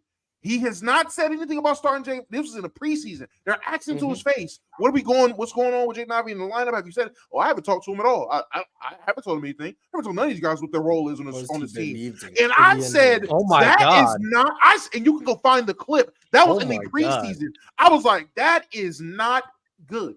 I said, that I don't know if that you're the new coach going into a situation where you had a rookie that had a pretty good rookie year playing heavy minutes because the other number 1 pick wasn't there, and now you're not telling anyone what their role is. Go into the season, Jaden Ivey's not playing. I'm like, okay, this is crazy, but I don't want to blame Monty. I thought Monty was good. It all came. I am putting all this pressure, all the energy, all the smoke, all the blame on Monty. When you find out they were ready to the higher ups, everybody else was ready to trade Killian, and he was the one that said, "Nah, gang, nah, let's not do that. I like the kid. You're a terrorist. You are a terrorist." That's what cooks him. That right there. It coming out that the Pistons are trying to move off him, and he said no, and then He started said no? Killian Hayes Oh, yeah. over Jaden Ivey. Yeah, Terrorist. he's cooked. He's cooked. I will say though, Jaden Ivey looked pretty bad yesterday. Cade Cunningham got him a couple open shots. He airballed. I'm just saying, Cade is the truth. Cunningham. Cade is good. Cade is amazing. Oh, how do I say this? Cade's amazing. Cade is amazing. Cade Yesterday, Cunningham, he was if he wasn't on the Pistons, top 5 points. would have been an all-star this year in the East. 100%. Yes, True. 100. he is amazing. If he's in Toronto, is he an all-star? He's the best. Anywhere He's the you best think player that. from that 2021 draft class. Easily. Yeah. Easily. If He's he's better, anywhere else, he's better than he's Scotty getting Barnes, who respect. made it. He's better than Thank Franz Wagner, who didn't Thank make it, you. but he's better than him. He's better than Jalen Green. He's better than Evan Mobley. He's the best player from that draft class. Also, he's better than Paolo, but that's besides the point. But He I just actually want to say, of all the players, just looked up, of all the players averaging 7 rebounds or more, there's only 3 people who average less than 2 contested rebounds a game. Do you want to know who those? Do you guys want to guess who those 3 people are? Westbrook and Luka? Luka. Of everyone averaging 7 rebounds or more a game this year. So I Well, don't you think said Russ Luka and averages 7. Tatum already. Yeah, I don't think Russ averages 7. I don't think. Okay. So of Wait, let everyone, me check. of everyone averaging 7 rebounds a game or more, there's only 3 people who average less than 2 contested rebounds a game. So it's Luka and Tatum. Yep. Because you already said that. Whoever. And you said above 7 rebounds? Above 7 rebounds a game. LeBron? Yep. Told you, They're chill. the Told only you, chill. Fuck that. I'm not hearing that. Tatum averages 8.5 rebounds a game. 1.5 of them are contested. 1.5. So that's 18% of his How is rebounds that are contested. possible? How is that number does not even sound correct to me? That sounds 18% of his rebounds are contested. Luka, 8.8 rebounds, 1.9. 21.9% of his rebounds are contested. And then LeBron James, 7.3 rebounds, 1.6. 21%, 21.9%. Well, would that be attributed to guys, because the game is as fast as it is? Would that be attributed to guys just not going to the offensive glass and just getting back on defense? Or the long. I mean, that's a part of it. I mean, you'll also notice that they all have bigs who do the boxing out for them. True. They also Well, have- AD gets a lot of bullshit. AD does get a lot of rebounds. AD 5.8 contested rebounds a game, 47% of his rebounds. Up to I think, 12 big man, rebounds. I think Big Man will 12 have rebounds numbers he similar to that. So That's rebounding. Rudy Gobert, 4.9 contested rebounds a game. Jokic, 5.5. where you That's finding this rebounding. stat, What about Clint Porzingis? Capella, 5 contested rebounds a game. Jarrett Allen, 4.5. Embiid, 4.5. Who else? Where's Sabonis at? Mark Williams, Not up there? 4.9. And then you look at these wings, and it's like, yeah. And the reason why is because those dudes is dealing with the big guys down Scotty there. Barnes is coming averaging down there. 8 rebounds, and 3 of them are contested. That's great rebounding. That right there, Mhm. that's great. Like those are the wings I'll be like that. Like Scotty Barnes is a better rebounder than Luka. I don't care if Luka averages more rebounds. I don't Yep. care if Jason Tatum averages more rebounds. Scotty Barnes is a better rebounder than those guys. That's what I say when I say contested rebounds. It's not like Mitchell Robinson these averaging the most contested rebounds. Well, he's Mitchell hurt. Robinson. He doesn't. Oh, he's hurt, but I averaging think 6 averaging- contested yeah, he's rebounds a averaging game. the most. Yeah, he's averaging the most. contested. 59.7% of Mitchell Robinson's rebounds are contested. Shout out, He's Mitchell. just a- Ethical. He's This just is a dog. ethical. Love to hear Of that. Ethical all rebound. the high minute guys, he has the highest contested rebound rate. Where's Sabonis? I'm with Dub. Where's Sabonis? Yeah, where is Sabonis? I would assume he would be high. He's like Who the 10. hell- He's like 10. Sabonis 4.4 contested rebounds a game for 33%. Okay. Okay, That's not 10th in the bad. leagues. That's He good. get yeah, out there 10th in the boxing leagues. out, ain't he? All right. He's ahead of Nah, he- Jared Allen. He's ahead of. He's a Harden. glass cleaner. Got to give him respect. Jarrett Allen He's has a glass higher cleaner. contested rebound percentage. Yeah. Oh, But like percentage that's is when I'm better. talking about rebounding, that's what I'm talking about. Like contested rebounds, like if I'm judging rebounding skill, you getting wide open rebounds isn't a testament to how good of a rebounder you are. Now, those rebounds still count, like Luka getting the ball when it's a wide open rebound. Sure, it matters. I'm not saying the rebounds don't count, but I'm saying his 8.8 doesn't put him on a higher level than guys averaging. Like he's not a better rebounder than Tari Eason, who, even though he's been hurt, but Tari Eason is a better rebounder than him and doesn't average the same numbers. But when you compare him and you look, Him Tari Eason who? average- Him who? who? Him who? Luka, You Tari said- Eason, Luka, Luka, Tari Luka. But Luka, Okay, Jason Tatum, LeBron James, any of them. Because Tari Eason averaging 7 rebounds a game, 2.9 of them are contested. So for 41% of his contested rebounds, like that's legitimate rebounding right there. So who is What he's responsible doing- for rebounding then? So if I got a big guy that's under there fighting like Sabonis, for example, or Bam, or Giannis, or Rudy, and I got a big guy fighting for rebounds, and my guy, if I'm Jason Tatum, or if I'm on the wing, if I'm Scotty Barnes, and my guy is getting back in transition because we play so fast, I go in there and rebound. Why does that lessen my ability to rebound? It's about because you're not rebounding, like the skill of, like, how do I explain it?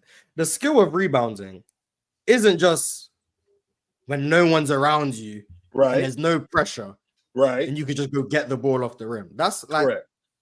the amount of rebounds a game that happen, and no one's near anyone. It's just an easy rebound. Like Steph That's Curry, like the middle. That's like the minimal requirement, right? yeah, When Steph we Curry, evaluate. like the ball comes off the rim and it bounces. The ball literally bounces because there's no one crashing, and the ball just bounces and Steph Curry picks it up and goes up the court. Right. Am I giving Steph Curry rebounding credit for that? No, like he got the rebounds, it's on his stats, cool. But when we're talking about the ability to rebound, we're talking about Dennis Rodman's, people who are battling, going swimming through box outs, people who Okay. are boxing out other people, battling two Sure. bigs, tapping Right. the ball to themselves. That's rebounding skill, not That's the the ability skill. to just get the ball wide open off the rim because no one's Right, around. that's the skill Like, set. that's still right there, you Mars. still I get the won't rebound. argue That benefits your team. But Right. when we're measuring rebounding and who's better, Right. I'm factoring that in. Like that's not as valuable. And as I what this factor that is. in too. But after everything that you just said, sure, Mars, slipping screens, slipping blockouts, being able to block out. At the end of all of that, you know what I got to do, Mars? I got to go stick my nose in there and go get the basketball. So whether somebody's standing in front of me or not, that doesn't nose in negate it. the fact that I can rebound. I Yeah, still that's have why that that's why skill Luka's set. still a good rebounder. That's why Right, I Jason still Tatum's still a have good that skill rebounder. set. There's people better than them who average less rebounds. That's all I'm saying. Like simply just looking at their rebounding numbers, like this guy averages this many rebounds, this guy doesn't. Oh, so he's a bet. Like, no, that's not how it works. Like, I'm sorry if I'm viewing someone who gets the ball wide open off the rim as not as good of a rebounder as someone who's having to battle two people. Like, I apologize. I'm not going to change my mind on that. But if you're getting wide open rebounds with no one around you, that's not a testament to how good of a rebounder you are, in my humble estimation. I'm gonna be honest. I personally don't think nobody a good rebounder for real. Until I hear, Wait, no. I'm being honest. Until someone gets 100% contested. No, not even that. Not even that. 80. Until I hear stories about guys sitting down around warm-ups, counting spins on the ball, learning the trajectory of shots like Dennis Rodman did. Are you a good rebounder? Are you really worried about the skill of rebounding? Not to glaze, but you know who I'd be noticing just sitting under the rim in warm-ups, just watching the ball come off the rim? Who? Amen Thompson. Glaze. Just saying. I'm just saying. A man gets boards. A man can get some boards. He cleans glass. So you saying the man's the next Dennis Rodman? Nah. Imagine, but I will say, for someone who averages 6 rebounds a game, he's a hell of a rebounder. A sword Thompson gets offensive boards. rebounds. A sword gets boards. He gets a lot of True. So arguably the best rebounder of his generation. If my thought process isn't like that, then I'm not rebounding.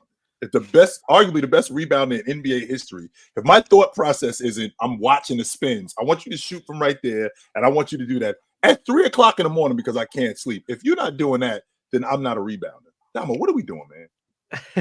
What's happening right now? Yeah, that is. So, and to the person who said this is like me saying you're a better scorer if you make contested shots versus open shots. You do. That's part of it. That's definitely part of it. Being able to make contested shots is probably a sign of being a better scorer. But also, the difference between shot creation and rebounding is different. Your ability to get yourself open for shooting is different than no one pressuring you for rebounds. If no one else is crashing the offensive glass, you being open for a rebound is just a prerequisite. That's not you doing any work to get yourself open. Whereas when you're creating a shot for yourself, you are working to get yourself open. And I'm not saying every rebound that's uncontested, there's no work being put in. Some uncontested rebounds is because you had to swim around someone and then the rebound is uncontested. So I'm understanding there's context. My whole point is, generally speaking, if I'm seeing someone get wide open rebounds where his teammates are letting them get the ball off the rim, I'm not giving you credit for great rebounding. If someone shoots a 3 and it comes off long and it just happens to fall to you, that's not great rebounding skill. That doesn't mean every uncontested rebound means nothing. That doesn't mean every contested rebound means something. Right. All I'm telling you guys, watch the games and you'll see which rebounds you want to attribute value to. I'm saying my opinion on what I attribute value to, but you don't have to think like me. As long as you think for yourself is all I'm saying. Right. Just don't blindly read the numbers of rebounds someone's getting and say this guy's a better rebounder, because that's not what I'm saying. And no one's getting when I think about a guy rebounding, you guys just can't think for yourself. That's all I'm seeing when I'm reading this chat. You guys can't think for yourselves. You're just reading the box score and be like, well, not every rebound's on. I'm not saying every rebound's uncontested. I'm saying I'm watching the games and I'm making my opinion on someone's rebounding based on how I'm watching them get their rebounds. Right. So I'm forming my own opinion. If you think Luka's a good rebounder and you're watching the games, sure, say why. I will listen to you. As long as you're forming your own opinion. If you're not forming your own opinion and you're just saying, well, not every rebound is open. I'm not saying every rebound is open. I'm not saying every rebound is easy. I'm just saying from what I've watched, someone averaging more rebounds doesn't make them a better rebounder. And I've given you plenty of reasons why. If you can give me plenty of reasons why Luka is one of the best rebounders in the league, I will listen. But if you can't think for yourself, that's on you. Like, that's all I'm saying. Like, just make your own opinion based on something that isn't the box score. That's it. Embiid's future case for MVP is slimmer than Dub's mustache. Dude can't stay healthy. Yeah, yo, I ain't lying. Did the mustache go back? I'm about to say I had to pull down my shades. I'm like, yo, is your mustache not connected? Do you not have a mustache up top? That's crazy. But you do. I seen. It's good. Yeah, you should have seen it when he first cut. It was bad. Yeah, just a little. It happens. Though. Sometimes we trim. That's what you was going for. You was trimming, and you what you're doing now. You done gave double complex. See what you done now. Now you done screwed up. Giving double. It was bad when he first cut it. Like, see what you doing. You done gave dub. You clean. Don't worry. So like. So like, did you say when you cut it, you were like, all right, I'm gonna literally leave everything dark, and then literally like up here, leave it, then cut. Nah. So what happened was, I was doing it myself. That was a new look. You screwed it up. And you screwed it up. So yeah. So I did it myself, and I was cutting, and I couldn't remember. I was like, yo, yeah, because I didn't shave my mustache for a minute, and I was like, when's the line that stopped? From when I trimmed down my mustache, I couldn't remember. So as I'm cutting, I realized I cut too low, and I just have to get the rest of it off. You didn't think about just clean shaving for a bit? You think about just full on clean shaving? Jalen better watch your fucking mouth. I'm just saying, why by am I messing up clean like shaven? that. Me clean shaven? Are you crazy? No. I mean, I'll go back in like a week. know, Yeah, it's not mine's grew back in about a week or two. So Yeah. here we go. We're here and now it's back. It's just a little bit Okay. faded now. But we're here. We're here. You crazy. Oh, Amen Thompson. He getting those contested boards. For sure. But a sore Thompson is getting Both of them. that's worse too. Yeah. Former Grizzlies scorekeeper Alex Rucker admits to boosting NBA stats in the 90s from Bino. I saw that. Yeah, they said the Not John surprised. Stockton thing too. Yeah, apparently they said a lot of the plays it'll be like it'll be a pass. They'll be like, no, that's an assist. It's John Stockton. That was the quote. Another reason why you can't just No buy any way. Yeah, that's the quote. Yeah, it's on. No Twitter. can't really- way. yeah, I think Low retweeted it too, and someone posted. This it. whole- I mean, it was a big I feel like I'm in conspiracy. the It's a big fucking- conspiracy Yeah. that Stockton averaged significantly more assists at home than he did on the road. Yeah. Like it was a significant gap. Like it was maybe like 2 or 3 assists a game. Can't believe nothing. Here's the quote from can't the tell. Grizzlies scorekeeper. That's what I'm Here's- saying. Watch this for yourself and form your own opinion. Like Yeah, my whole for philosophy. real. Wait, For as long as I've- here's as long as the I've exact stopped being a quote. stat nerd, since I grew up out of that, when I first was here, since I grew up, my whole philosophy has been watch the games and form your own opinions. Like the box score is gonna lie to you. The box score is not gonna tell you who's better at what, and people still can't figure out that if you just watch these guys play, you can form your own opinion. Like the You know assist why stat though? is skewed, the rebounding stats are skewed, steals are skewed, blocks are skewed. Fred VanVleet averages nearly a block a game. Like I don't know what to tell you when I tell you these stats are skewed. Like that's Well, it. you know why stats have people in the chokehold and why people will never abandon stats and watching a box score? Because people don't watch basketball, which goes to your point of just watch the game and form your own opinion. I've been saying it about a lot of stuff. Watch these prospects so you know who's coming out. Shout out Grant Nelson, the future second round pick of the Lakers. I'm putting that in the air so it happens. I am officially putting it in the air so it happens. But you watch these prospects and form your own opinion. Watch these players form your own opinion. 100% true. People don't watch basketball anymore. They watch highlights. They go straight to the house of highlights right afterwards, and they watch the recap and highlights of the game, watch all the makes, watch the box score to see who had how many assists and rebounds, and then see whatever take there is on Twitter or watch whatever Stephen A says. That's literally the culture To of be being a fair. basketball fan now. It's crazy. Nah, it's always been like that, Damo. Like, let's not act as if this is a now thing. No, It's it hasn't, always dog. No, it At hasn't. least, no, It's but always I been know, watch- but for what is what, No. at least back in the day, the excuse was We didn't not have every that- game is accessible. Right. We didn't have that back in the access. day. It made So That's made what I was some gonna say. sense that, That's like, what you I was don't gonna watch say. the I game. actually had So to. you I have actually to had go to. based on stats. Right. Nowadays, there's literally no excuse when every game is available. I got to an you, excuse. and you still won't watch. I got an them, excuse. but you want to Life. talk about the game. Like, shut up. Life, Mars. People got Then don't responsibilities, talk about man. stuff you don't know about. I don't People know. got responsibilities, bro. Then they shouldn't. Well, talk it's about things they don't know. it's a game for entertainment, though. I'm fine with the casual speaking, man. I mean, we could just all call them casuals, but let's not deny the fact that the majority of NBA, NFL, and any type of sport is majority filled with casuals that don't really watch it as much as we would like them to watch it. And I think that's always been a thing. If you want to say because they couldn't really watch too many games back in like the 80s and 90s, sure. But let's be real here. Like what the people that's filling out those roads, the people that's filling out those views for the TV ratings, let's be honest. Like majority of them are casuals that they're just enjoying the sport. That's, if we're going to be honest, it's just a sport. It's a game. Which is I great. understand they're the Which is majority. great. That doesn't mean they Which need is to great. talk like they know what they're talking. Right. That's my problem right there, Mars. Don't Okay, talk that's to fine. me. That's my problem right there, Mars. Don't talk to me like you know more than me when I actually watch the game and I've been watching it way longer than you. But because you ran across a couple of stats and you saw a couple of, I don't know, YouTube highlights and I was wrong about something, I'm clueless or I'm a casual and you know more than me. Don't do that. No. I agree That's with my that. issue. That's my Yeah, issue. that's what I'm really saying about it. These people who, like, especially like, because as someone who wasn't alive to watch these older players, the Kareems, the Magics, the Birds, and who's gone back and watched them, I'm not about to listen to someone who's my age, who's never watched a dribble of Magic Johnson other than a highlight My compilation. age. Tell me why I'm wrong about Magic Johnson. I'm not about to listen to someone tell me that because I know you haven't watched him play when you tell me Magic Johnson is this great because he got 3 MVPs and 3 finals MVPs. I don't care. I'm not about to listen to you because I know you haven't watched him play. So don't tell me I'm wrong on where I rank this guy or how I view this guy when I know you haven't watched a dribble of him Fighting other that than watching Damo. him do this little pass in the highlight reel. Other than that, I don't care. You are preaching to the goddamn choir. I felt the same way about Jordan for so long, man. Same Like way. you're not about to tell me I'm Until wrong you started about watching how him. I view Jordan's defense because he Oh won no, Defensive then Player I of the Year. then I started Like, shut watching up. them, and then I was like, it reconfirmed what I felt. Like how I felt about Jordan growing up came off of how like my granddad and my uncles talked about him. Then I got to the point where I actually watched games and watched shit for myself, and then I came up with my own like way of looking at him. I put him in the category of Wilt and Bill Russell. Like he was just before his time. Did you watch Wilt and Bill Russell? I've watched as much as I possibly could. Clips. Some How you quotes feel about it? randomly on YouTube? I think again, they both were players before their time. I think they'll be great in today's game. I think they're just before their time. So they were ahead of the competition that they were at. Like I'm dead serious. Like my knock on them, and you can call it error detection code, whatever it is, because they're before their time. Their competition just wasn't suited for their abilities. So it just looks.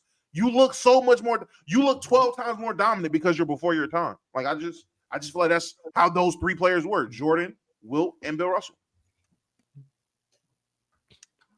I don't know if I put Jordan with Wilt and Bill I Russell. don't believe you. You're full of crap. Yeah, you're full of crap. You're You're full of crap. I don't believe you. See, look at him. He laughing.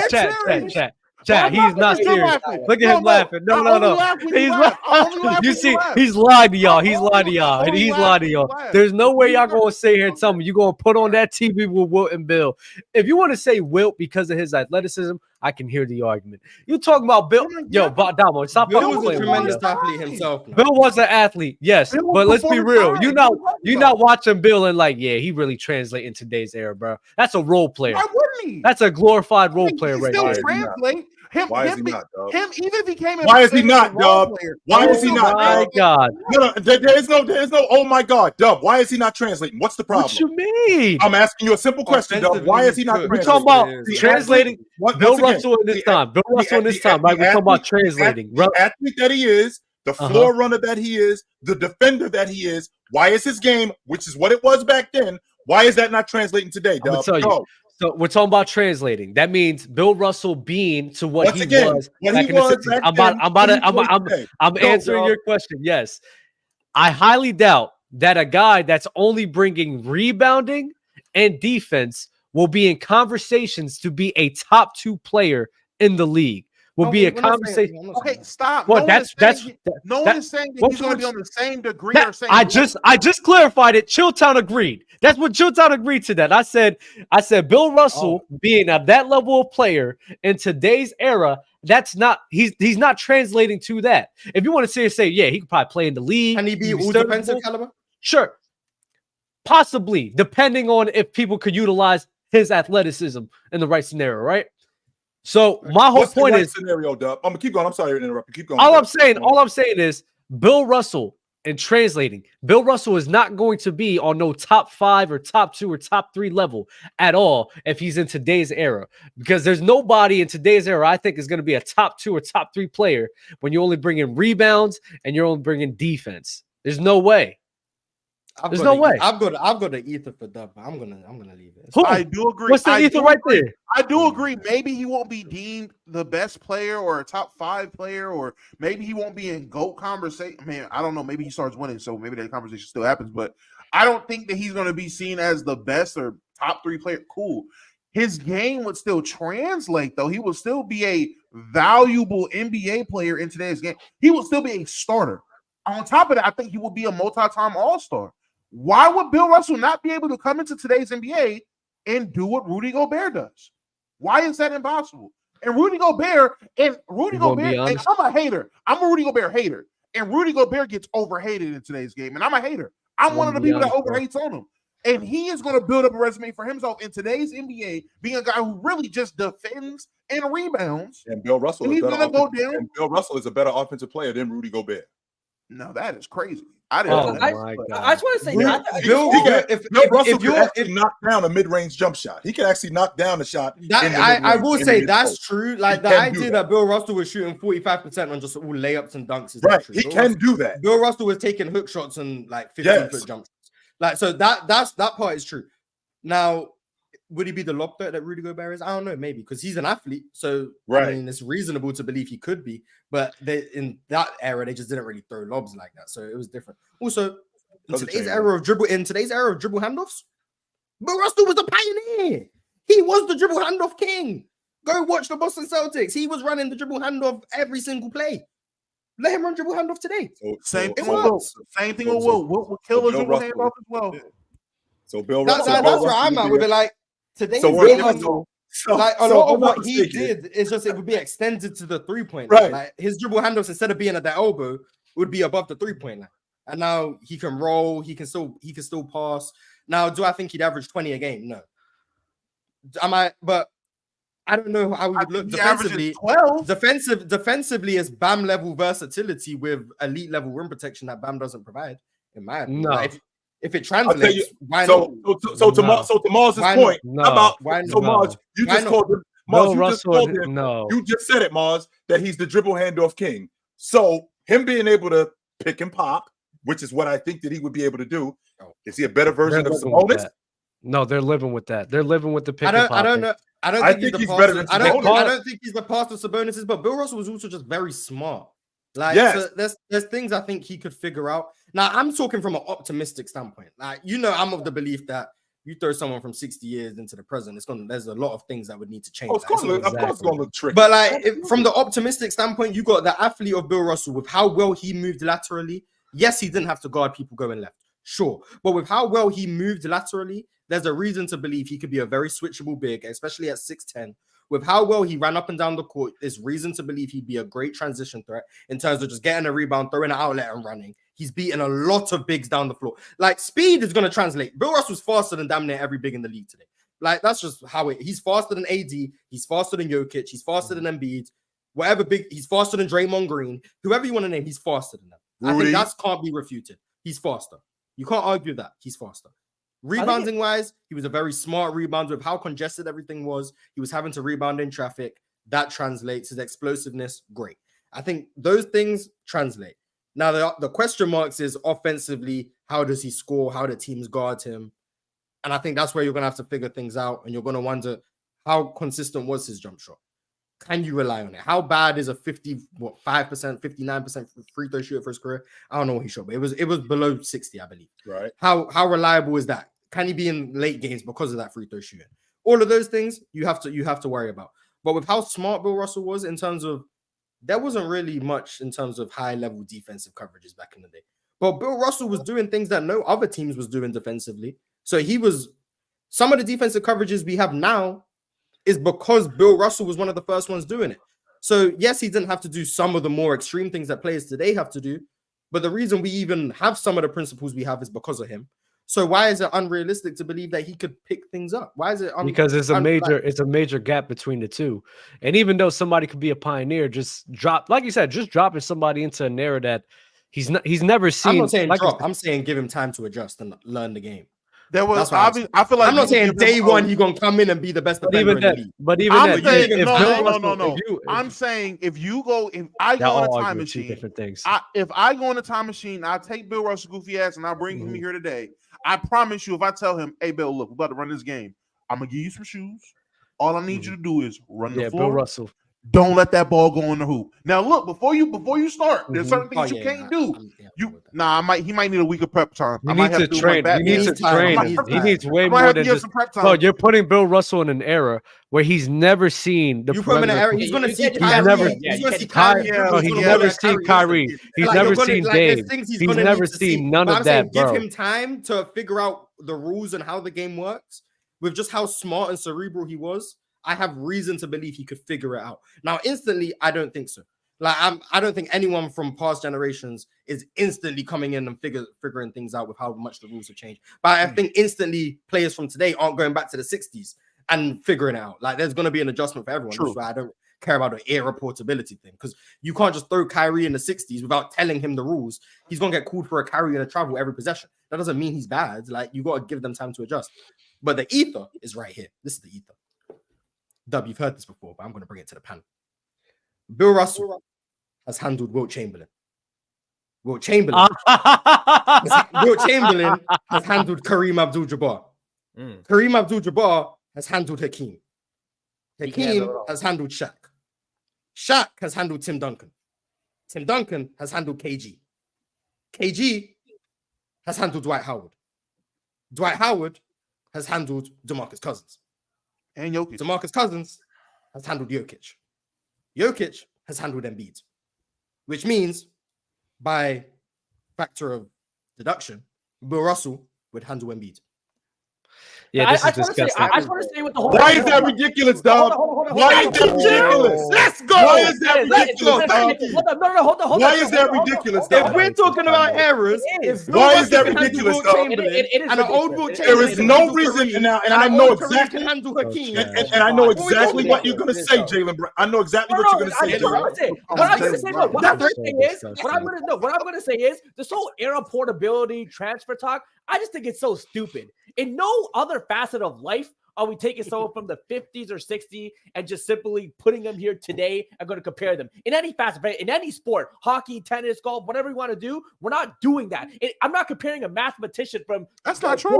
Hold on. I'm not comparing a Go mathematician ahead. from 2020 to the 1950s because we understand the changes that have been made, the new knowledge, whatever it is. I understand that Bill Russell are great for their time and phenomenal, superior athletes. Now, based on their athleticism, do I think you can make an argument in a case? Sure. If they were born in 1990 with the same athleticism and they grew up at the same time, could they play in the NBA? Sure. I think they have a lot of those athletic gifts that can make them dominant in the NBA. Sure. But I just think this whole portability transfer stuff, we're not doing that. It doesn't make any sense because there's too many variables that occur. If you simply teleport Bill Russell or Will Chamberlain, put them in right away, they're going to struggle 100% because it's a different game.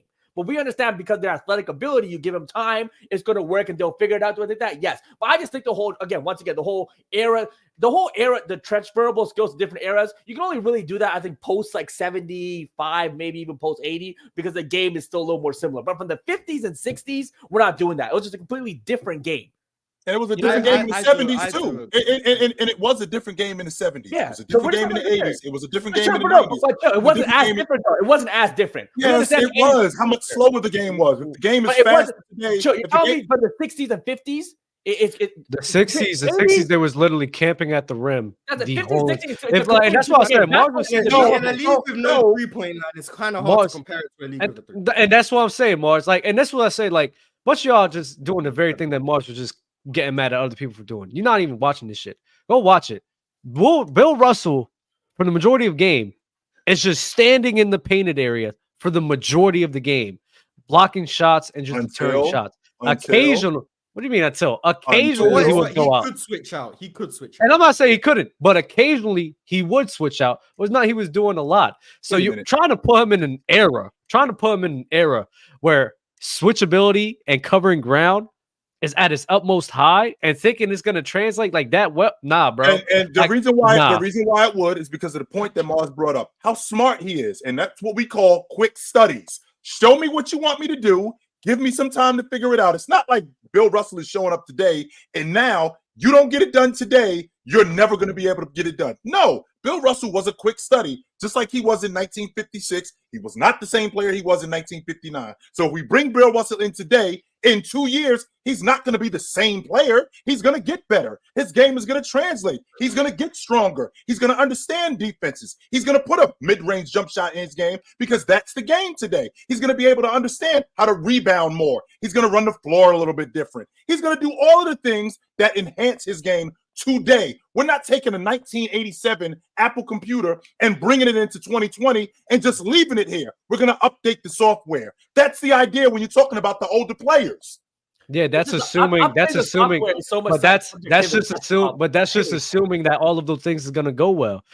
How many times do we assume a player is going to sit here and translate and they don't? No, how many times do we assume a player is going to translate and they don't translate? There's reason to be optimistic. His intelligence, and there's reasons. And there's reasons, and there's also wrong. That's why we never know. It's hypothetical. Yeah, there's reasons for it. There's reasons against it. There's reasons why you can't believe it. Exactly my point. But that doesn't make you wrong, and it doesn't make him wrong. It means you guys are just. Chill's optimistic. You're pessimistic. You have reason to be pessimistic. Chill has reason to be optimistic. Both your reasons make sense. There's so much subjectivity with that. Like we just don't know. So either one could be right. Until you heard my ether and you realize, Will Chamberlain. No, that's not an ether. That's just bullshit. I hate Mark when he does that bullshit. No, that's bullshit. Bill Russell can deal with Will, who can deal with Hakeem, who can deal with Kareem, who can deal with Hakeem. What are we talking about? Bill Russell could deal with Hakeem. That's what I'm Out saying. of us here, who Bill has Russell is not looking at Joker going, what the hell am I S, gonna are do you with him? stupid? After S, I'm seeing sorry. Wilt I gotta Chamberlain. tell.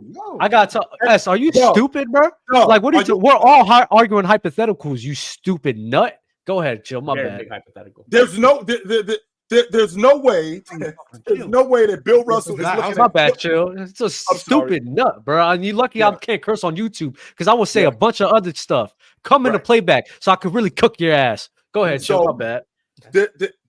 as good as Joker is, there's no way that Bill Russell is looking at Joker going, what the hell am I going to do with this? After seeing Chamberlain, there's no way he's looking at Joel Embiid going, I have nothing for this guy. After dealing with Chamberlain, there's no way he's saying that. Me and Dub watched the interview on playback from '97 when Bill Russell gave out his little game plan on how to deal with Shaq. He said, "I'm gonna make him run. He's not gonna want to run all game. I'm gonna pick him up early. I'm gonna be physical, and I'm gonna tire him out." That was Bill Russell talking about Shaquille O'Neal. If you think if he's confident enough he could deal with Shaq, sure. But even though he This can is have a the big confidence, check, bro, by the let's way, be Mars. honest. I think he sees Wemby and he's like, I don't know what to do with that. Wemby might be a little bit different. I'm gonna say Wemby might be different. And I you think telling me Bill But Russell he not could going say to be Wilt looking? Chamberlain had a fade, and Wilt Hey. Chamberlain was 7-1 with a 40. Hey, let's be. Hey, Wilt let's be. Chamberlain a better athlete than Wemby. Will a better athlete than Wemby. Hey, let's Yeah, be honest though. and Let's be honest though. Running. Let's be honest. You tell me I Will don't Chamberlain. You believe tell that. me Bill Russell ain't gonna be on an island with Kyrie and be shook. Wait, that's any big. There's That's no anybody who's way. 7 foot tall. Hold on, That's any what I'm big who's saying. He's gonna that's be any- shook, bro. We're not gonna That's say any act 6'10", like he's 7 not. footer against What big Kyrie. And is he That's every containing big. Kyrie in Yeah, isolation? that's every big. consistently? Every big I can't believe you And- just said that, though. Because Yeah, if that's- He that's every is. big. if Kyrie Every- Irving gets no, switched that's on, every if big Kyrie though. Irving Every is 22 feet away from the basket and he got Joel Embiid in front of him, he's frying Joel him. Embiid's cooked. Every Exactly. big He is frying Exactly. him. That's not an indictment Bill- on Bill Russell. And, Yeah, Bi- that's and what Bill I'm Russell. No, I'm saying even if Bill Russell's going up against a Jokic or even an Embiid or He'll even be fine against Jokic or Embiid. he could out- think because he has confidence. He could think all he wants that he's gonna do fine. But let's just be honest here. He's 6'9", and those guys have a great skill set to lean on. And they're much more bigger 6'9" bodies than without him. shoes. Yeah, 6'9" but without hold shoes. on, yeah. 6'9" without shoes. Bill And they're Russell much off the bigger field. bodies and bigger frames than him. Let's be honest here. Jokic Let's frames- take the Jokic names. is Let's stronger take than Jokic. Jalen, hold up. Stronger than Jokic. Let's take the names out of it. Are y'all really banking on for 6'9"? How many pounds was he, Mars? 190? 220. 220? Yeah. A 6'9", 220-pound versus a 6'11", Yeah, 6'10", we're talking about guarded Jared. 280. You don't watch basketball. How big do you think Wilt was? What are we And talking Wilt was about? frying him. But for what it's worth, And he was trying Wilt. And Wilt, if you was watch winning. the game, if you watch the game, Wilt was a lot of finesse. Yeah, That's what he for what did. it's worth, you But you didn't watch the game, Damo. You couldn't- did it. I But did you watch- did I it. did watch Because the you game. would I have did watch known the that. game. You couldn't would have be- known you that couldn't instead be of as giving me physical. that pointless reasoning. Because he wasn't using his body like that. You couldn't be as physical offensively in the 60s. So Wilt Chamberlain couldn't just power through people. Exactly. Would Bill Russell be more of a 4, like play Draymond? Maybe he just plays a 4. Look at you. Take them shades I mean, in off. today's Because they're in like the shooting in the 2000s, dark. yeah, Oh, he no, couldn't I'm be a sorry, I four, was but in reading today's game, something, he's a buddy. five. I In was today's game, reading he'd be a something. five just based on versatility and- I still think in today's game he will still be able to put up good defensive efforts versus any big in the league. I don't think there's any big that obviously there's going to be guys who can score on him. Obviously, we're talking about the two best centers in the NBA. No one is stopping them. There's no one being stopped by no one's stopping them. That's fine. He can still put up a good defensive effort, and there might be other bigs he actually does stop in today's NBA that no one else is probably stopping. I also think Bill Russell probably gets a little bigger for. Yeah, look at you, not talking, quiet. You see Well, how because that works? I You see how that works? disagree. Yeah, nah, Why would I say something when you're just chatting shit? That's all you're doing. That's what you're doing. What you mean? I'm letting it rock. You're saying bullcrap because Wilt Chamberlain against the offensive players he was going up against was getting cooked. He was getting cooked. He was getting cooked by Wilt. Wilt was cooking him. He was dropping 30 on his ass. What are you talking about? Every time. 13 losing. I don't care about the losing. He was getting cooked. Bill Russell, the guy that defensively against Wilt Chamberlain, guess what? He was getting killed by Wilt. So you're putting him in an era with Jokic, who's crazy offensive talents, Joel Embiid, who's crazy offensive talents. Bro, he's going to get cooked by them too. What are we talking about? For the record, he did hold Wilt I know it sounds ridiculous, but he did hold Wilt like 7 or 8 points under his average. Yeah, he went from 40 to 30. I just want to put that out. That's still you're getting buckets dropped on you, and it's not like he was breaking everything. If you average, He wasn't just shot that. He was if you hitting. average, Well, now if Wilt you gets buckets averaging before he's a 50, playoff hold on. jumper. If you're averaging 50, and then when you play me, I hold you to 30, and I'm beating your ass. You better I'ma shut take up, it as a Damo. victory. I'm just You better saying. shut up, I Damo. don't know. I mean, I he don't has a know. point. If the guy's averaging 50, and then you play him that year in the playoffs, and you're averaging 33.5 and 47% shooting. Did they play that year? I And thought he you missed the lose. playoffs when he In dropped 60 50. That's in the big thing 62. too. I'm looking at it right And now. you In lose. 62, the year Wilt Chamberlain averaged 50, he played the Celtics, lost in game 7. And that series, he was averaging 33.6 points on 46.8% from the field.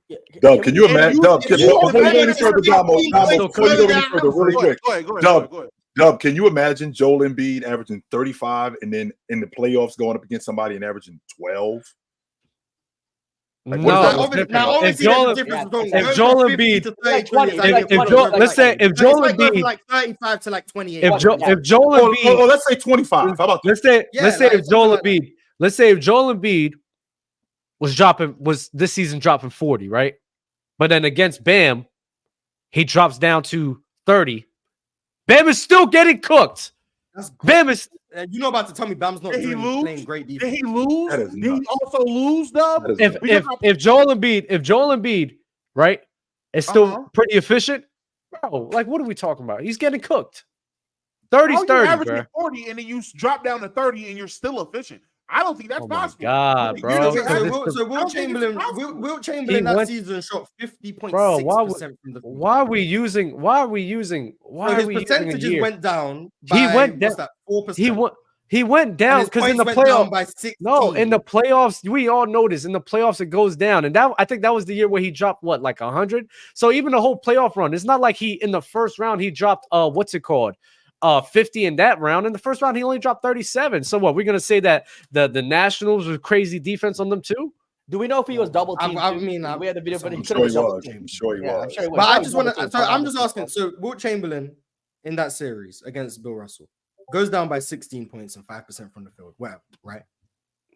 And then if someone's taken, Has Wilt ever averaged 50 in a postseason? no. So if someone, so if Okay, some- so what are we wait, so I talking just want to about? answer. I'm going to ask you if it takes someone 27 shots a game and 13 free throws to score 33.5 points. How is that not good defense? In that era, he was getting cooked. It's taking you 27 shots and 13 free throws to score 30. In that era, that's fine, Morris. Okay. No, it is not. How is that fine in that Was he era? getting cooked Oh by my- one guy? Who Because was they really weren't good? that efficient in general. Well, Wilt Chamberlain played every second of every game. So when Bill Russell was in, he's guarding Wilt Chamberlain. Like, What do you mean they it's not weren't like that efficient, Wilt though? Chamberlain was being guarded by anyone else because Bill No, Russell. what do you mean they I mean, weren't Wilt that Chamberlain efficient? didn't Will come off Chamberlain the led the league in field goal percentage. Nobody was shooting at a higher field goal percentage than Chamberlain was. Yeah, it was like 50 or like 51. And then No. some years, what, 53? Sure, That was the relative field era, goal that was good, percentage. though, no? Yeah, relative to era, but that's If Bill Russell can force Wilt Chamberlain to take 27 shots a game and 13 free throws to score 33 points, I'm sure the Boston Celtics are happy with that result. If it takes you 27 shots a game to get 33, yeah, that's good And defense. it's the same Chamberlain who did at one point put 65 on Bill Russell and pulled down 55 rebounds. You would think that he would be able to What do that. year, Mars? What year are you Bro, looking Wilt at? Chamberlain What year are we literally- looking at? I'm talking about 62. Yeah, Wilt Chamberlain's Eastern cooking. time. This is why I have Wilt Wilt Chamberlain ahead of Chamberlain for the- Russell. I have Wilt Chamberlain ahead of Russell. Wilt Chamberlain for the majority of his career, bro. Like that's his, like him dropping 33 to 37 and stuff like that to 30. Like that's who he is in the postseason. So like the regular season is regular season. That's We not all who he is know- in the postseason, though. No, but okay, but this is a stupid thing that I hate when people do all the time. Just because you're dropping in from the regular season from the postseason doesn't mean it's a bad thing or the defense is really playing good. Maybe Wilt Chamberlain, that's just generally who he is in the He did change his postseason. game. No, he did change his game to some In the to some degree. He did change his game In the some years. postseason, Yes, he did. postseason, especially in the first 3 years of his career, he's always a 35 to 46, 49% guy on like 12 free throws a game. Like that's who he is. Like, so what are we talking about? You say that's good. So everyone was playing good defense on Wilt Chamberlain every single year from 1960 to 1962. Maybe he got Like, come on, let's be honest, bro. Like that's who Wilt Chamberlain was. From the footage I've seen of Wilt Chamberlain against Bill Russell, the times they would send double teams because they knew the man wouldn't pass the ball. Mm-hmm. So that's an indictment on him. That's also just great high IQ defense. If you know someone ain't gonna pass the ball, why not double team? Make the shots more difficult. That's just smart. And like you can say, yeah, it's great scoring what Wilt Chamberlain was doing. I'm not arguing that his scoring was great, but I've made this point before. If the Philadelphia Warriors or the San Francisco Warriors, whichever one they were at that time, I believe it was the Philadelphia Warriors.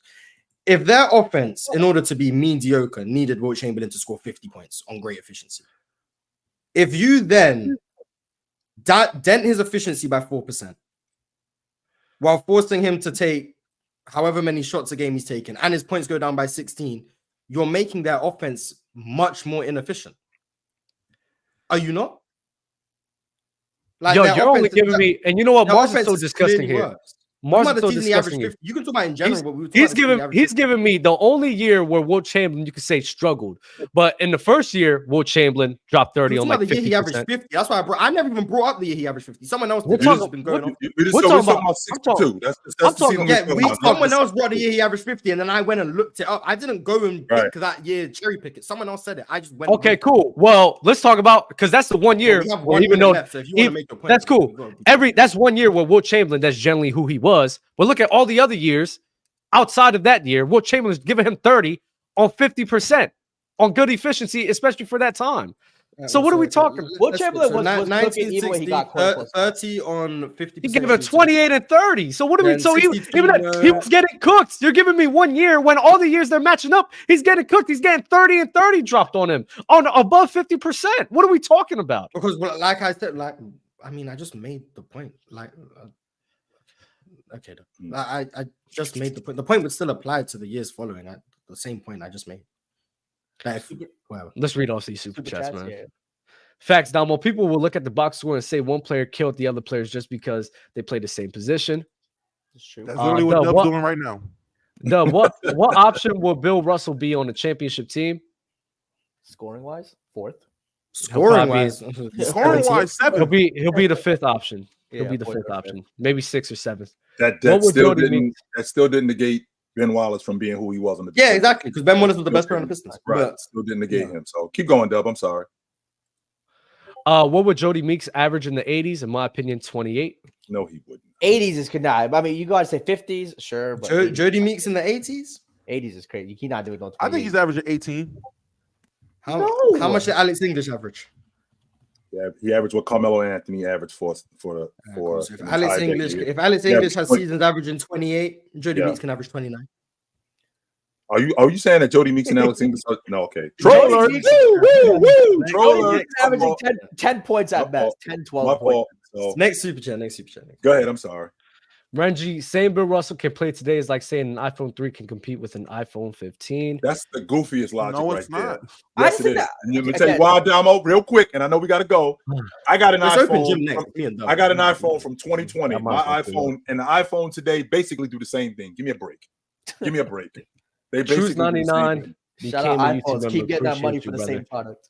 Like the video, subscribe, man. We're going to see y'all Open Gym next. Later. We're most likely going to talk about the same exact thing, so just pull up. Later. We're not talking about Wemby?